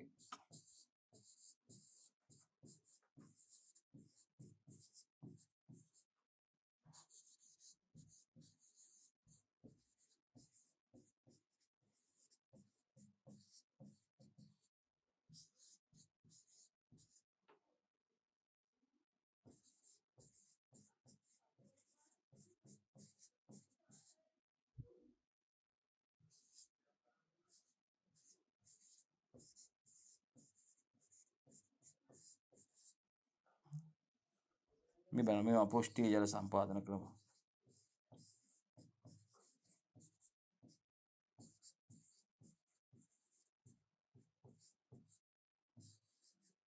මේකට නම් බේසම් ජල සම්පාදනයක් දාන්න පුළුවන්. පිටාර ජල සම්පාදනයේ, ඇලි ජල සම්පාදනයේ, තීරු ජල සම්පාදනයේ, වැටි ජල සම්පාදනය, ජල සම්පාදන ඇලි ඉවුර කපලා ජලය අරගෙන ශේෂ්ත්‍රය සම්පූර්ණ ශේෂ්ත්‍රයටම ජලය පිරෙනවා. එතකොට ඒකදී අකාර්යක්ෂම ජල සම්පාදන ක්‍රම සයිපන නල මගින් ගේටඩ් පයිප් එකක් මගින් වගා ශේෂ්ත්‍රයට ජලය ගන්න පුළුවන්. ඉතින් ඒවා පෘෂ්ඨීය ජල සම්පාදන ක්‍රම තියෙනවා දරුවනේ. පස මතු පිටින් ජලය ගලා යාමට සලස්වන ඇලි ජල සම්පාදනයේ, වැටි ජල සම්පාදනයේ, තීරු ජල සම්පාදනයේ, බේසින් ජල සම්පාදනයේ. ඉතින් මේ ජල සම්පාදන ක්‍රම අපිට භාවිතා කරනවා. ඉතින් බලන්නකෝ. ඉතින් ඒවා මේවා අපි ඔක්කොම ගන්න මේ පිටාර ජල සම්පාදනයේ, ඇලි ජල සම්පාදනයේ, තීරු ජල සම්පාදනයේ, වැටි ජල සම්පාදනයේ කියව. ඒවා පෘෂ්ඨීය ජල සම්පාදන කරන. පස මතු පිටින් ජලය පෘථිවි පෘෂ්ඨයේ මතින් පස මතු පිටින් ජලය ගලාගෙන යන පුතේ. හරි. ඉතින් බලන්නකෝ ජල සම්පාදන ක්‍රම ගත්තාම පෘෂ්ඨීය, උපපෘෂ්ඨීය කියන්නේ පස මතු පිටට යටින් පුතේ. ඒ වගේම ශුද්ධ ජල සම්පාදන ක්‍රම. අපි දන්නවා ශුද්ධ ජල සම්පාදන ක්‍රම තමයි පුතේ බිඳු ජල සම්පාදනයේ සහ විසිරුම් ජල සම්පාදනයේ අත්ව ඉතාමත්ව කාර්යක්ෂම ජල සම්පාදන ක්‍රම දෙකක් තමයි පුතේ මේ ශුද්ධ ජල සම්පාදන පද්ධතිය වලදී අපි කතා කරන්නේ. ඉතින් මේ අතරින් Taman තෝරගත්ත ජල ප්‍රභවයේ ධාරිතාවය ජල සම්පාදන ක්‍රමයට ගැළපේද යන්න සිතා බැලීම සිදු කරන්න ඕනේ පුතේ. සාමාන්‍ය ජල ප්‍රභවයක ධාරිතාවයේ දරුවනේ ශුද්ධ ජල සම්පාදනය යටතේ විශාල භෝග වපසරියක් සඳහා යොදා ගැනීමට අපිට ඒක කියන්න පුළුවන්. හරි. එහෙනම් ජල සම්පාදන ක්‍රමානුව ගැලපෙන ආකාරය ගත්තහම පුතේ ඒකත් වැදගත්. මේ ජල සම්පාදන ක්‍රමයේ අනුව මොකද්ද වඩාත් ගැලපෙන ආකාරය කියන එක ගැන හිතන්න පුළුවන්. ඉතින් විශේෂයෙන්ම පෘෂ්ඨීය, උපපෘෂ්ඨීය හා ශුද්ධ ජල සම්පාදන ක්‍රම අතුරින් Taman තෝරගත්ත ජල ප්‍රභවයේ ධාරිතාවය ඒ වගේම ජල සම්පාදන ක්‍රමයට ගැලපෙනවද කියලා සිතා බැලීම මේකෙදි ඉතාමත්ම වැදගත්. සාමාන්‍ය ජල ප්‍රභවයක පුතේ ධාරිතාවය ශුද්ධ ජල සම්පාදනය යටතේ විශාල භෝග වපසරියක් සඳහා යොදා ගැනීමට හිතන්න පුළුවන්. right. පැහැදිලි නේද ඔය පුතේ? ඔබට ඉතාමත්ම පැහැදිලි. ප්‍රශ්න අංක 6ට එනවා පුතේ අපි තෝරාගත් ජල ප්‍රභවයෙන් ජලය ලබා ගැනීමට අවශ්‍ය වන පිරිවැය. ඉතින් මොනවා කරත් වැඩක් නැහැ පුතේ අපිට පිරිවැයක් තියෙන්න ඕනේ මේ ජල ප්‍රභවයකින් ජලය ලබා ගන්න. අපි සතුව ප්‍රාග්ධනයක් තියෙන්න ඕනේ ජල සම්පාදන ක්‍රමයක් සැලසුම් කිරීම සඳහා. ඉතින් විශේෂයෙන් මේ වේදී වැදගත් වෙනවා පුතේ. අනිවාර්යෙන් මෙතනදී එක වැදගත් අපි මතක් කරලා දෙන්න ඕනේ මේ තෝරාගත් ජල ප්‍රභවයෙන් ජලය ලබා ගැනීමට අවශ්‍ය වෙන පිරිවැය. right. ඒකෙදි කතා වෙන්නේ මේ සඳහා ජල ප්‍රභවය හා භාවිතයට ගැන ස්ථානය අතර තියෙන දුර ප්‍රභවය හා භාවිතා වන ස්ථානය අතර උස ප්‍රභවය සහ භාවිතා වන ස්ථානය අතර තියෙන උස බලපානවා. ඒ අනුව සකස් කළ යුතු ජලය ගෙන යාමේ පද්ධතියට වැය වෙන වියදම ලබන ලාභයට සාපේක්ෂව කුඩා වෙන්න ඕනේ. ඉතින් විශාල මුදලක් වැය කරලා ජල සම්පාදනයක් කළා ඒකෙන් ලාභයක් ගන්න බැහැ නම් ගන්න පුළුවන් සොච්චන් ලාභයක් නම් ඒ අර විශේෂයෙන්ම අපි ජල සම්පාදන ක්‍රමයට වියදම් කරපු ගානට ගොඩාක් වඩා අඩු ආදායමක් නම් ලැබෙන්නේ වැඩක් නැහැ. ඉතින් අපිට ලැබෙන මේ අවසානයේ ලැබෙන ආදායම ගොඩාක් අඩුයි නම් ඒක තේරුම් නැති ක්‍රමයක් වෙනවා. එහෙනම් මේක විශේෂයෙන් අපි කතා කරන්න ඕනේ. මේ තෝරාගත් ජල ප්‍රභවයෙන් ජලය ලබා ගැනීමට අවශ්‍ය පිරිවැයට මේ සඳහා ජල ප්‍රභවය හා භාවිතයට ගැන ස්ථානයේ අතර තියෙන දුර අන්න අර වගේම තමයි. මේ සඳහා ජල ප්‍රභවය හා භාවිතයට ගැන ස්ථානයේ අතර ඇති දුර ප්‍රභවය හා භාවිතා කරන ස්ථානයේ අතර උස ආදිය බලපානවා. ඒ අනුව සකස් කළ යුතු ජලය ගෙන යාමේ පද්ධතියට වැය වන වියදම ලබන ලාභයට සාපේක්ෂව කුඩා වෙන්න ඕනේ. right. වැය වෙන වියදම ලබන ලාභයට සම්බන්ධ වඩා කුඩා වෙන්න ඕනේ. ඇත්තමයි ඉතින්. හරි. වැය වෙන ලැබෙන බලන්නකො මේ අනුව සකස් කළ යුතු ජලය ගෙන යාමේ පද්ධතියට වැය වෙන වියදම විශේෂයෙන්ම සකස් කළ යුතු ජලය ගෙන යාමේ පද්ධතියට මේ සකස් කරන්න අවශ්‍ය ජලය ගෙන යාමේ පද්ධතියට වැය වෙන වියදම පුතේ ලබන ලාභයට සාපේක්ෂව කුඩා වෙන්න ඕනේ. වැය වෙන වියදම අපි ලබන ලාභයට සාපේක්ෂව කුඩා වෙනවා. ලාභය වැඩි වෙන්න ඕනේ වියදම අඩු වෙන්න ඕනේ. හරි. ප්‍රශ්න අංක 4ට යනවා පුතේ අපි ශ්‍රී ලංකාවට වැසි ජලය ලැබෙන ප්‍රධාන ආකාර සඳහන් කරන්න කියලා තියෙනවා. අපි යනවා දුවල පුතාලත් එක්ක ප්‍රශ්න අංක 4ට ශ්‍රී ලංකාවට වැසි ජලය ලැබෙන ප්‍රධාන ආකාර සඳහන් කරන්න කියලා තියෙනවා පුතේ. ලියාගෙන ප්‍රශ්න අංක 4. උත්තරෙත් ඔයගොල්ලෝ දැනටමත් දන්නවනම් ලියන්න බලන්න ශ්‍රී ලංකාවට වැසි ජලය ලැබෙන ප්‍රධාන ආකාර ටික ලියන්න බලන්න පටන් කම්මැලි නැතුව ලියන්න පුතේ මේත් එක්කම අපිත් එක්කම කරන්න පුතේ. ඒතර වැඩේ මතකයෙන් අවබෝධයෙන් අපි කියලා දෙනකොටත් ඒක අහගෙන ඉන්නේ ඔයගොල්ලෝ. ඒතර ඕගොල්ලෝ ලියනවා මේ මතකයේ ආකාර දෙකකට පුතේ ඔබට ඒක ශක්තියක් වෙනවා. ඒක නිසා අනිවාර්යයෙන්ම උත්තරේ ලියන්න පුතේ ප්‍රශ්නේ ලියලා පොතේ උත්තරේ ලියා ගන්න පුළුවන් පුතේ. සමාලෝචන ප්‍රශ්න කතා කරන්න අපි මේ 4 වෙනි එක අදාළ 4 වෙනි එකේ අදාළ පුතේ 4 වෙනි සමාලෝචන ප්‍රශ්න තමයි ශ්‍රී ලංකාවේ වැසි ජලය ලැබෙන ප්‍රධාන ආකාර සඳහන් කරන්න. ලියන්න බලන්න දරුවෝ ඔයගොල්ලෝ ශ්‍රී ලංකාවට වැසි ජලය ලැබෙන ප්‍රධාන ආකාර ටික සඳහන් කරන්න බලන්න දරුවෝනි. හරි. මේ බලන්න. මෝසම් සුළම් මගින් ලංකාවට වැසි ජලය ලැබෙනවා. ලියාගෙන ඒක මෝසම් සුළම් පුතේ. ඒක යටතේ ලියන්න පුතේ නිරත දිග මෝසම් වැසි සහ ඊසාන දිග මෝසම් වැසි ලැබෙනවා. මුලින් පුතේ මෝසම් වැසි ලැබෙනවා. මේ මෝසම් සුළම් මගින් පුතේ මෝසම් සුළම් මගින් ඇතිවෙන අපිට කියන්න පුළුවන් වර්ෂාපතනය. ශ්‍රී ලංකාවට වැසි ජලය ලැබෙන ප්‍රධාන ආකාරය සඳහන් කරන්න කිව්වේ. එතකොට එහෙනම් මෝසම් සුළම් මගින්. ඒ මෝසම් සුළම් මගින් පුතේ ඇති වෙනවා නිරත දිග මෝසම් මගින් සුළම් මගින් නිරත දිග මෝසම පුතේ ඊශාන දිග මෝසම් සුළම් මගින් පුතේ ඊශාන දිග මෝසම් වැසිත් හට ගන්නවා පුතේ. හරි. මෝසම් සුළම්. පළවෙනි තමයි මෝසම් සුළම්. මොකද පුතේ ප්‍රශ්නේ උනේ ශ්‍රී ලංකාවට වැසි ජලය ලැබෙන ප්‍රධාන ආකාර සඳහන් කරන්න කියලා. ඔන්න ලංකාවට වැසි ලැබෙන ප්‍රධාන ආකාර වලින් එකක් මෝසම් සුළම්. ඒ යටතේ නිරත දිග මෝසම් වැසි සහ ඊශාන දිග මෝසම් වැසි. නිරත දිග මෝසම් වැසි සහ ඊශාන දිග මෝසම් වැසි. හරි. දෙක සංවහන. පළවන අන්තර් මෝසම් වැසි සහ දෙවන අන්තර් මෝසම් වැසි.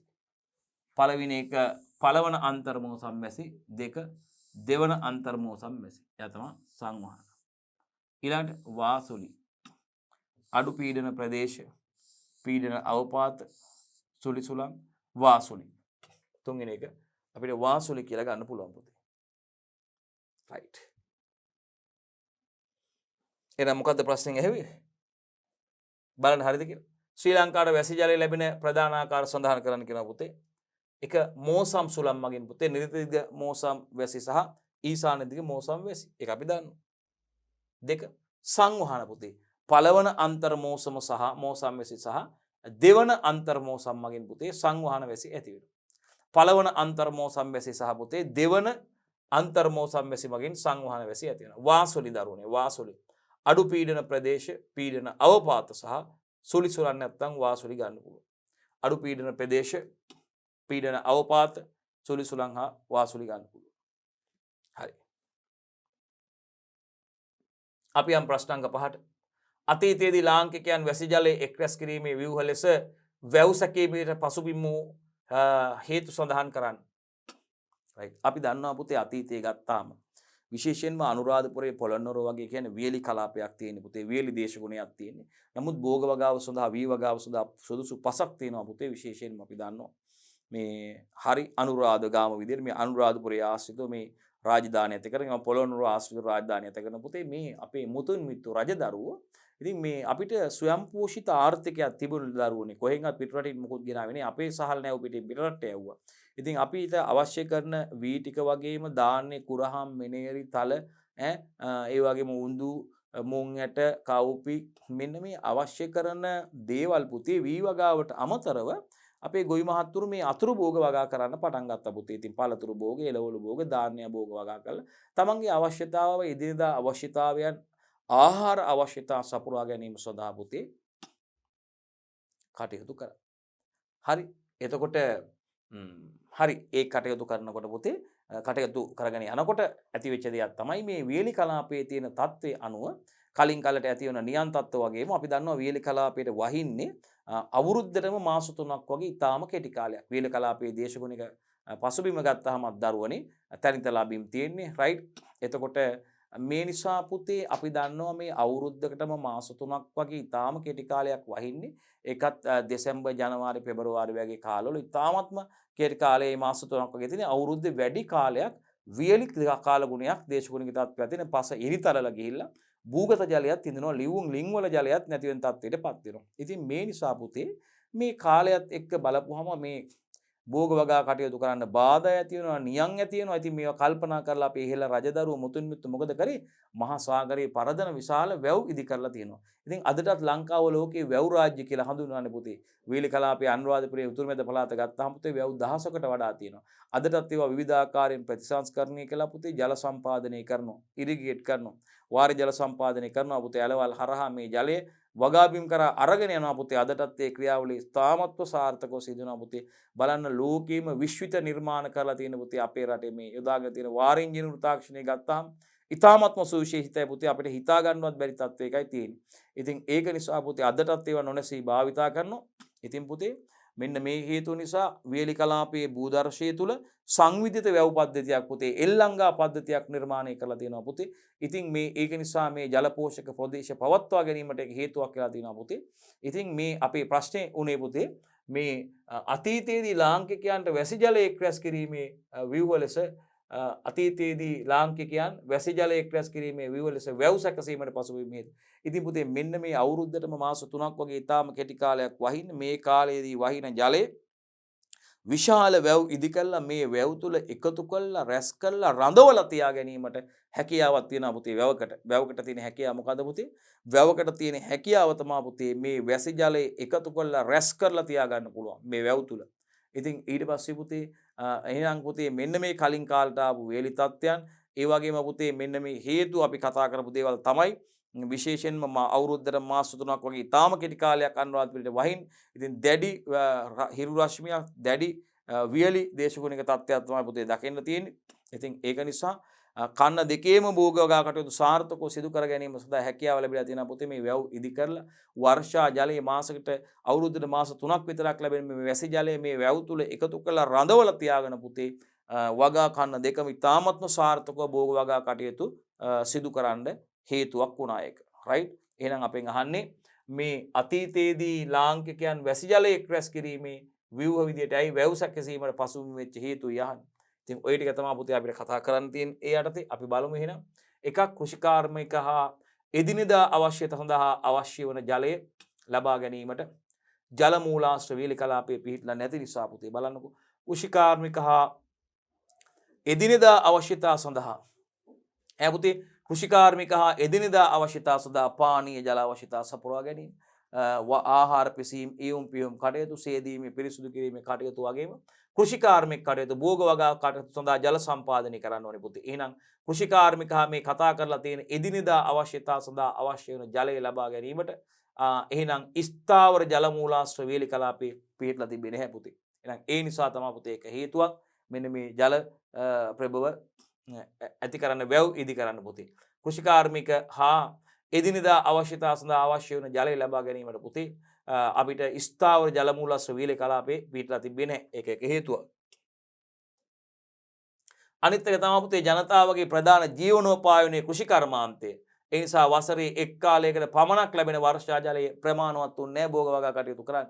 ඒක නිසා තමයි පුතේ වැව් තුල මේ ජලය එක්රැස් කරලා රඳවලා තියාගෙන කන්න දෙකේදීම භෝග වගා කටයුතු සාර්ථකව සිදු කර ගන්න පුළුවන් වෙලා තියෙන්නේ. ඉතින් ඒ වගේම ලංකාවේ උතුරු ප්‍රදේශයේ පුතේ කලින් කලට ආපු නියම් තත්ත්වවලට හසු වීම වගේම පුතේ කඳුපන්ති හිඟවීම නිසා ලැබෙන සංවහන වර්ෂා ප්‍රමාණයත් අඩුයි පුතේ. ඒක බලමු.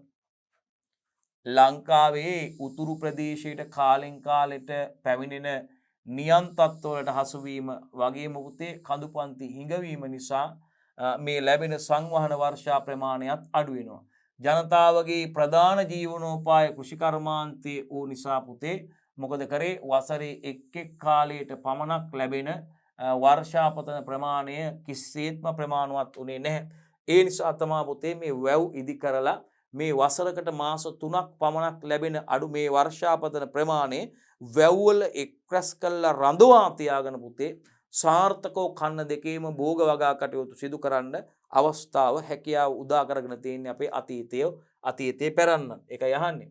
අතීතයේදී ලාංකිකයන් වැසි ජලය රැස් කිරීමේ ව්‍යුහ විදියට වැව් සැකසීමට පසුබිම් වූ හේතුයි පුතේ මේ කතා කරන්නේ.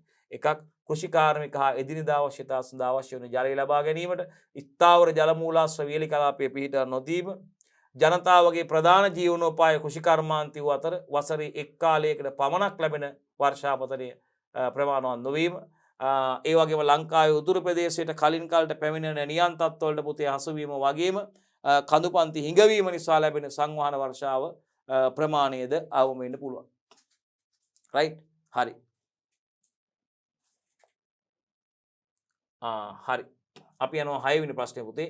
වැසි ජලයේ සංරක්ෂණ පද්ධතියක තිබිය යුතු මූලික කොටස් තුනක් සඳහන් කරන්න කියනවා. වැසි ජල සංරක්ෂණ පද්ධතියක තිබිය යුතු වැසි ජලයේ සංරක්ෂණ පද්ධතියක තිබිය යුතු මූලික කොටස් තුනක් සඳහන් කරන්න කියනවා.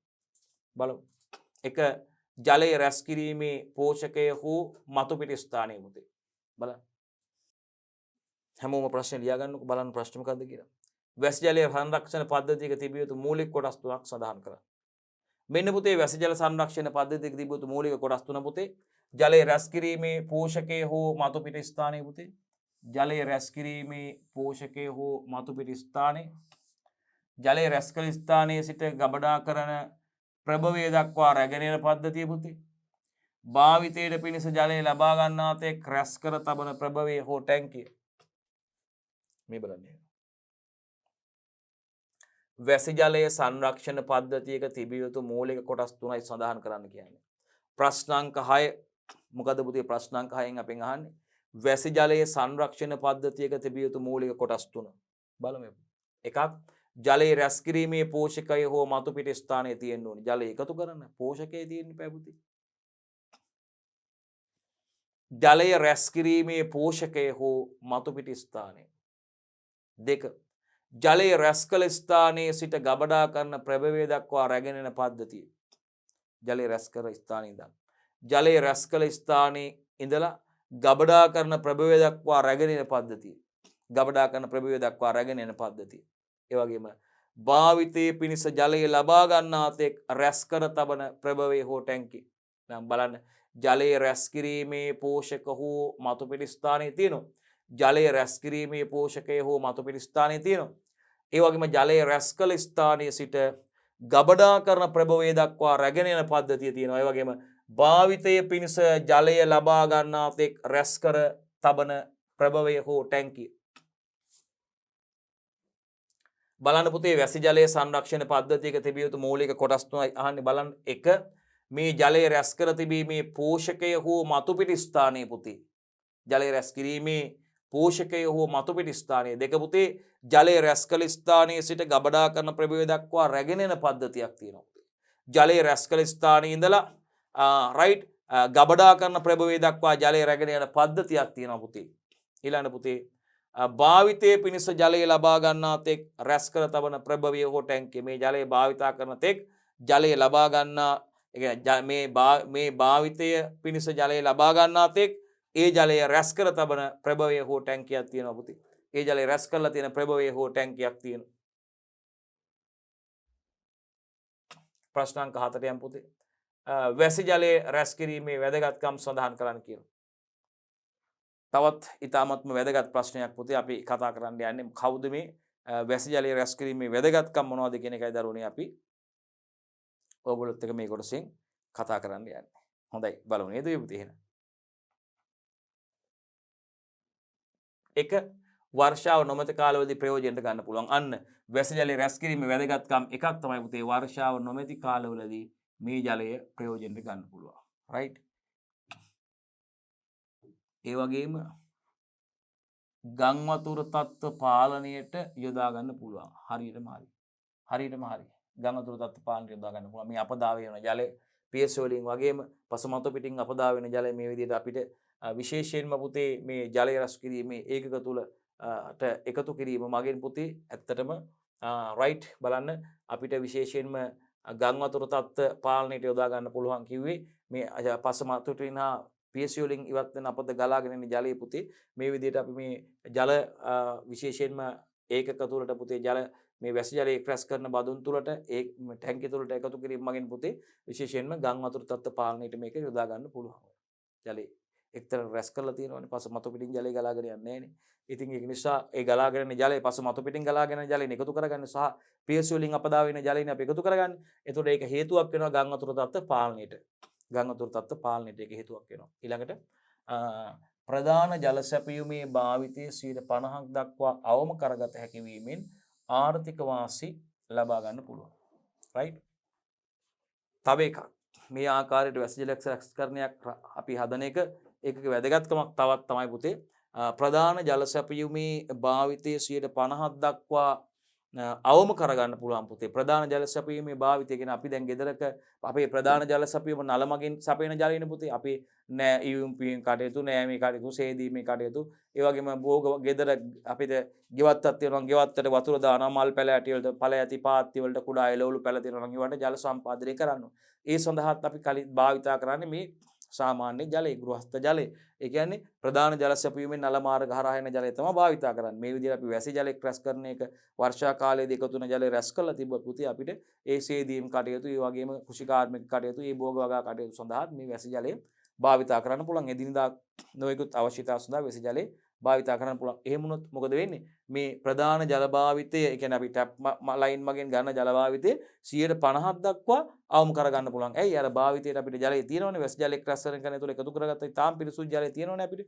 ඉතින් ඒක නිසා මේක ආර්ථික වාසි ලබා ගන්න පුළුවන් මේකෙන්. මේක ආර්ථික වාසි ලබා ගන්නත් හේතුවක් වෙනවා දරුවනේ. ඊළඟට ස්වාධීන ජල සැපයීමක් පවතින මේ ස්වාධීන ජල සැපයීමක් තියෙන පුතේ. ස්වාධීන ජල සැපයීමක් පවතින බැවින් අවශ්‍ය විටක ජලය සපයාගත හැකි වීම නිසා අඛණ්ඩ ජල සම්පාදනයක් ලබා ගන්න පුළුවන්. මේ එක්රැස් කරලා තියෙන වැසි ජල එක්රැස් කරන්නේ රඳවණේ වෙමගින් අපිට ස්වාධීන ජල සැපයීමක් ඒකේ තියෙන්නේ. ස්වාධීන ජල සැපයීමක් පවතින බැවින් අවශ්‍ය විටක ජලය සපයාගත හැකි වීම අවශ්‍ය වේලාවක ජලය සපයා ගන්න පුළුවන්. ඒ නිසා අඛණ්ඩ ජල සම්පාදනයක් ලබා ගන්න පුළුවන් මේකෙන්. අඛණ්ඩ ජල සම්පාදනයක් ලබා ගන්න පුළුවන්. ඒ වගේම ලිං නල ලිං සඳහා වන ඉල්ලුම අඩු කරන බැවින් භූගත ජල මට්ටමට ස්ථාවරව පවත්වාගෙන යාමට දායක වෙන්න පුළුවන්. විශේෂයෙන්ම ලිං නල ලිං සඳහා වන ඉල්ලුම අඩු වන බැවින් භූගත ජල මට්ටම ස්ථාවරව පවත්වාගෙන යාමට දායක විය හැකි වීම. මේක වැසි ජල එක්රැස් කරන්නයක් භාවිතය වාසි කියන්නේ ලිං නල ලිං සඳහා වන ඉල්ලුම අඩු හින්දා භූගත ජල මට්ටම ස්ථාවරව පවත්වාගෙන යාමටත් මේක දායක වෙනවා. ඒ වගේම මේ ඒකකයක් පැවතීම ඉඩම් හා දේපොළ සඳහා අමතර වටිනාකමක් එක් කරන්නත් ඒක සමත් වෙනවා. මේ වගේ දේපොළක් තියෙන එක ඉතින් ජල වැසි ජල එක්රැස් කරන ටැංකියක් තියෙනවා කියන්නේ ලොකු ප්‍රොපර්ටියක් ඒක. ඇත්තටම වියලි කලාපෙට තමයි මේ ගොඩාක් වැදගත් වෙන්නේ. හරි. ඔබ ගිහිල්ලා තියෙනවා නම් ඇවිල්ලා තියෙනවා නම් ඔබ පුත්තලම හරහා අනුරාධපුරයට කරවල ගස්වැව පුලියන් කොළඹ වගේ ප්‍රදේශවලදී අපිට මේ පාර දෙපැත්තේ තියෙන ගෙවල් වල මේ වැසි ජල එක්රැස් කරන උපකරණ මේ ටැංකි හදලා තියෙන ඕන තරම් දැක ගන්න පුළුවන්. ඉතින් ඉතාමත්ම වැදගත් ඒක. මේ වැසි ජලය අපි කතා කරන්නේ මේ ඒකකයක් පැවතීම වැසි ජල ඒකකයක් ගේ වැදගත්කම් කතා කරන්නේ මේ වැසි ජල එක්රැස් කිරීමේ ඒකකයක් පැවතීම පුතේ ඒ gedara ඉඩමේ සහ දේපොළ සඳහා අමතර වටිනාකමක් එකතු කිරීමට ඒක හේතු වෙනවා. අමතර වටිනාකමක් එකතු කරන්න පුතේ ඒක හේතු වෙනවා. හරි. හොඳයි දරුවනේ අපි බලමු ඊළඟ ප්‍රශ්නයට. රයිට්. භූගත ජලය හඳුන්වන්න. හොඳ ප්‍රශ්නයක්. හැමදාම පුතේ හැම අවුරුද්දකම වගේ විභාගයට අනිවාර්යයෙන්ම අහනවා දරුවනේ. මේ ග්‍රවුන්ඩ් වලට ගන්නම් අහනවාමයි දරුවනේ මේ විභාගයට විශේෂයෙන්ම මේ BST විෂය පටන් ගත්ත අවුරුද්දේ ඉඳන් BST විෂය පටන් ගත්ත අවුරුද්දේ ඉඳන් මේ දක්වා අහලා තියෙන හැම විභාගෙම දරුවනේ ග්‍රවුන්ඩ් වලට ගැන අහනවා. අපි දන්නවා පෘථිවියේ ජල සංචායකේ තමයි දරුවනේ ජල ගබඩාව විදිහට අපි මේ භූගත ජලය හඳුන්වන්නේ. ඒ වගේම ලෝකේ වැඩිපුරම දරුවනේ මේ මානව අවශ්‍යතා සඳහා විශේෂයෙන්ම මේවා බහුවර්ණ ප්‍රශ්නවත් අහනවා දුවේ පුතේ. විශේෂයෙන්ම දුවේ පුතේ ගත්තොත් පානීය ජලය සඳහා ලෝකේ වැඩිපුරම මේ පානීය ජලය සඳහා භාවිතා කරන්නේ පුතේ ග්‍රවුන්ඩ් වලට නැත්තම් භූගත ජලය.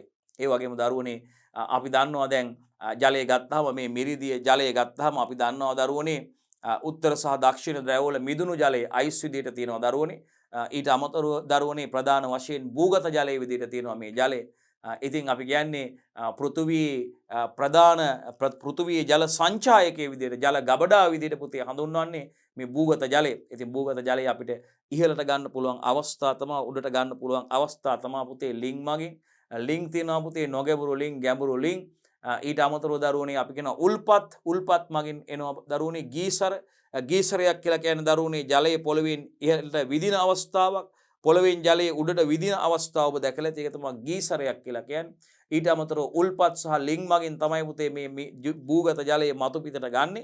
ඒ වගේම ලෝකේ වැඩිපුරම බහුල වශයෙන්ම ලෝකේ පානීය ජලයේ වශයෙන් භාවිතා කරන්නේ පුතේ මෙන්න මේ භූගත ජලය. ඉතින් පෘථුවියේ ජල ගබඩාව ජල සංචායකය කියලාත් අපි කියනවා. ඉතින් සිද්ධාන්ත පන්තිවල මේ ජලයේ භූගත වෙන විදිය බොහොම ලස්සනට ඔබට අපි කතා කරලා කියලා දීලා තියෙනවා දරුවනේ. වර්ෂාව ඇති වෙන විදිය පුතේ පසෙන් ඒ වගේම සාගර හා මුහුදු මතු පිට ජල ප්‍රභව වලින් ඒ වගේම වෘක්ෂලතාදීන් සත්ව දේහ වලින් පසෙන් ජලය වාෂ්ප වෙලා ඒ ජලයේ පුතේ ඝනීභවණය වෙලා වලාකුළු නිර්මාණය වෙලා නැවත පුතේ මේ වලාකුළු නිර්මාණය වෙලා පුතේ මේක නැවත ජලයේ විදියට පොළවට පතිත වීමේ ක්‍රියාවලිය විදියට අපි ජල චක්‍රය හඳුන්වලා දීලා නේද? ජලය එක් ස්ථානයක සිට තවත් ස්ථානයකට ගමන් කළා නේද පුතේ? ජලය එක් ස්ථානයක සිට විවිධ ස්ථානවල විවිධ අවස්ථා ගත කරමින් පුතේ අර මුල් ස්ථානයේ පැමිණීමේ ක්‍රියාවලිය තමයි අපි ජල චක්‍රයක් කියලා රූප සටහන් ඇඳලා ඒ වගේම අපි මේ ජලයේ නැවත පොළවට පතිත වෙනකොට දරුවනේ ජලයේ නැවතට පොළවට පතිත වෙනකොට ඒ ජලයේ පසතුලට කාන්දු වෙනවා ඇතුළු කාන්දුව ඉන්ෆිල්ට්‍රේෂන් කියනවා පුතේ එක්තරා අවස්ථාවකදී අපි දන්නවා වහිනකොට පස ජලයෙන් සම්තෘප්ත වෙනවා පසේ තියෙන හිස්තැන් මතු පිට පාංශු ස්තරයේ තියෙන අවකාශ ජලයෙන් සම්තෘප්ත වුණාට පස්සේ පුතේ soil saturated කියලා කියනවා අපි. ජලයෙන් පස්සේ සම්තෘප්ත වුණාට පස්සේ වැඩිපුර තියෙන ජලයේ පුතේ තවදුරටත් පසතුරට වැස්සීම සහ ගැඹුරු වැස්සීම සිද්ධ වෙනවා. දැන් අපි දන්නවා අපි ටැප් එකක් ළඟින් කලයක් තියලා ඔබ ටැප් එක ඇරලා පොඩ්ඩක් එහාට ගියොත් මොකද වෙන්නේ මේ කලයේ අවකාශ සම්පූර්ණයෙන්ම කලයේ පිරෙනකන් වතුර පිරීලා කටෙන් ඉවතට මොකද වෙන්නේ ජලය වැස්සීම සිද්ධ වෙනවා. ඒ වගේ පුතේ පසතුලත් පසේ මතුපිට පස් ස්තරය තුළත් පුතේ මතුපිට පාසු ස්තරයේ තියෙන අවකාශ සම්පූර්ණයෙන්ම හිස්තැන් ජලයෙන් පිරුණාට පස්සේ පුතේ තවදුරටත් ජලයට පිරෙන්න ඉඩ නැහැනේ පුතේ. වැඩිපුර තියෙන ජලයේ පුතේ වැස්සීම හා ගැඹුරු වැස්සීම සිද්ධ වෙනවා. මෙන්න මේ ජලයේ වැස්සීම ගැඹුරු වැස්සීම කියන ක්‍රියාවලිය පුතේ මව්පාෂාණයේ දක්වාම සිද්ධ වෙනවා. ඒ කියන්නේ කළුගල් ස්තරය දක්වාම සිද්ධ වෙනවා. මේ මව්පාෂාණයේ නැත්තම් කළුගල් ස්තරයේ පුතේ අපාරගම්මි පාෂාණ ස්තරයක්. ඒ කියන්නේ එතනින් එහාට ජලයටවත් ජලයේ දී වෙච්චයටවත් ගමන් කරන්න තියෙන ඉඩ ප්‍රමාණය අඩුයි ඉඩ නැහැ. මේ මව්පාෂාණයේ මත ඊට ඉහළින් මේ ජලය තැම්පත් වෙනවා. මේ මව්පාෂාණයේ නැත්තම් කළුගල් ස්තරයේ මත ඊට ඉහළින් තැම්පත් වෙන ජලය තමයි පුතේ අපි භූගත ජලයේ ග්‍රවුන්ඩ් වෝටර් කියලා කියන්නේ. ඉතින් මේ ගැන අපි බොහොම රූප ඇදලා විස්තරාත්මකව මේ ජලය කොහොමද භූගත වෙන ආකාරය ගැන ඔබත් එක්ක කතා කරලා තියෙනවා පුතේ. ඒක නිසා මෙතනදී මම තවදුරටත් වැඩිපුර සිද්ධාන්ත කොටස් කතා කරන්න බලාපොරොත්තු වෙනවා. කෙලින්ම ප්‍රශ්නෙට යම් පුතේ විභාගෙදී අනිවාර්යයෙන්ම ඔයාලට විභාග ප්‍රශ්නයකදී පුතේ භූගත ජලය හඳුන්වන්න කියලා එනවා. විශේෂයෙන්ම ව්‍යුහගත ප්‍රශ්නයක කෙලින්ම භූගත ජලය හඳුන්වන්න කියලා එන්න පුළුවන්. එහෙම නැත්නම් රචනා ප්‍රශ්නයක භූගත ජලය සම්බන්ධ රචනා ප්‍රශ්නයකදී ඔයා මේ භූගත ජලයේ හැඳින්වීම හරියට නිවැරදිව කරන්න ඕනේ පුතේ. අපි බලමු කොහොමද භූගත ජලය නිවැරදිව හැඳින්වීම සිදු කරලා තියෙන ආකාරය කොහොමද විභාගෙට ඔයා මොකද්ද භූගත ජලයේ සම්බන්ධයෙන් ලියන්න ඕනේ කියලා පුතේ. බලමු භූගත ජලය හඳුන්වන්න කියලා තියෙනවා. අපි බලමු කොහොමද උත්තරේ හඳුන්වලා තියෙන්නේ කියලා. හරි බලන්න. හොඳ හැඳින්වීමක් තියෙනවා. බලන්න. චුට්ටක් බලන්න ඔයාගේ උත්තරෙත් එක හරිද කියලා. ඔයා උත්තරේ අපි කිව්වේ වැඩේ පටන් ගන්නකොට කට්ටිය එකටම ලියමු උත්තරෙත් ලියාගෙන යන් කියලා අපි කතා කරන්නේ. රයිට් බලන්න පුතේ. භූගත ජලය යනු පෘථුවියේ මතු පිටට යටින් හරි පෘථුවියේ මතු පිටට යටින් දැන් මතු පිට පෘෂ්ඨය අපි පෘථුවියේ මතු පිට පෘෂ්ඨය කියලා ගත්තොත් පුතේ මේ පෘථුවියේ මතු පිටට යටි හරි මේ පෘථුවියේ මතු පිටනේ මේ තියෙන මතු පිට අපි ආව නම් කරමුකෝ මතු පිට කියලා පොඩ්ඩක් උඩට ගමු අපි හරි අපි මෙයාව නම් කරමුකෝ පුතේ මතු පිට කියලා කාගේ මතු පිටද අපි ආව නම් කරමුකෝ පෘථුවියේ මතු පිට කියලා මතු පිට ස්තරය කියලාත් අපි කියමු. මතු පිට ස්තරය. right? පෘථුවියේ මතු පිටට යටින් අපි කියමුනේ කවුද මතු පිටට යටින් මේ තියෙන මතු පිටට යටින්. බලන්න. භූගත ජලය. පෘථුවියේ මතු පිටට යටින් පාම්ශු අවකාශ තුල right මතු පිටට යටින් පස්සේ අවකාශය තියෙනවා පුතේ හිස්තැන් තියෙනවා. පාංශු අවකාශ තුල පෘථුවිය මතු පිටට යටින් පාංශු අවකාශ තුල පාෂාණ අතර කුහර හා පිපිරීම් අතර පිරී ඇති ජලයයි. මේ තියෙන මතු පිට. මතු පිටට යටින් බලමුකෝ තේ මතු පිටට යටින් අපි ගත්තොත් පුතේ මතු පිටට යටින් මේ බලන්න. පාෂාණ තියෙනවා පුතේ. කුහර තියෙනවා. පැලුම්, කූස්තර, සිදුරු. right. මතු පිට ශ්‍රම තියෙනවා. මෙන්න මේ මතු පිටට යටින් හරි.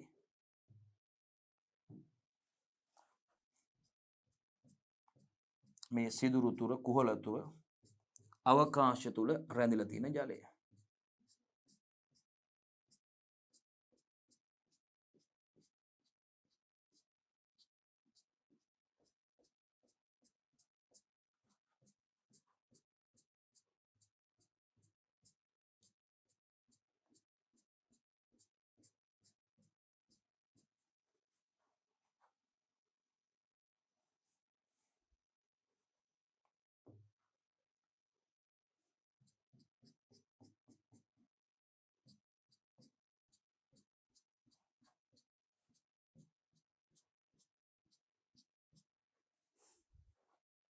පහලින්ම අපි අඳිමු මේ අපාරගම්මේ පාෂාණ ස්තරය අපි අඳිමු. මව් පාෂාණ. නැත්තම් කළුගල් ස්තරය අපි කියනවා.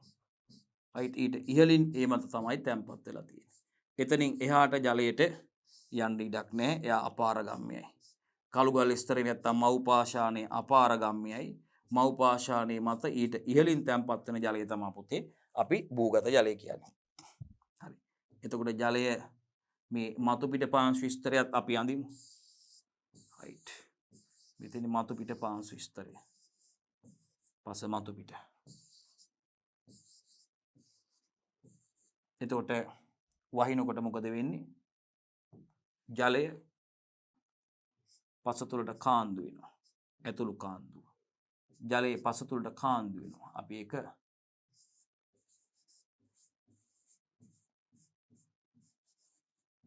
ඇතුළු කාන්දුව. ඊට පස්සේ මොකද වෙන්නේ? මේ අවකාශ ජලයෙන් පිරෙනවා හිස්තැන්. මේ හිස්තැන් ජලයෙන් පිරෙනවා. මතු පිට පාංශු ස්තරයේ තියෙන අවකාශ ජලයෙන් පිරෙනවා. අපි එතකොට පස ජලයෙන් සම්තෘප්ත වෙනවා කියලා. පස ජලයෙන් සම්තෘප්ත වුණාට පස්සේ මොකද වෙන්නේ පුතේ? මෙන්න වැඩිපුර තියෙන ජලයේ වැස්සීම සිද්ධ වෙනවා. වැඩිපුර තියෙන ජලයේ වැස්සීම සිද්ධ වෙනවා. අපි ඒකට කියමු වැස්සීම කියලා.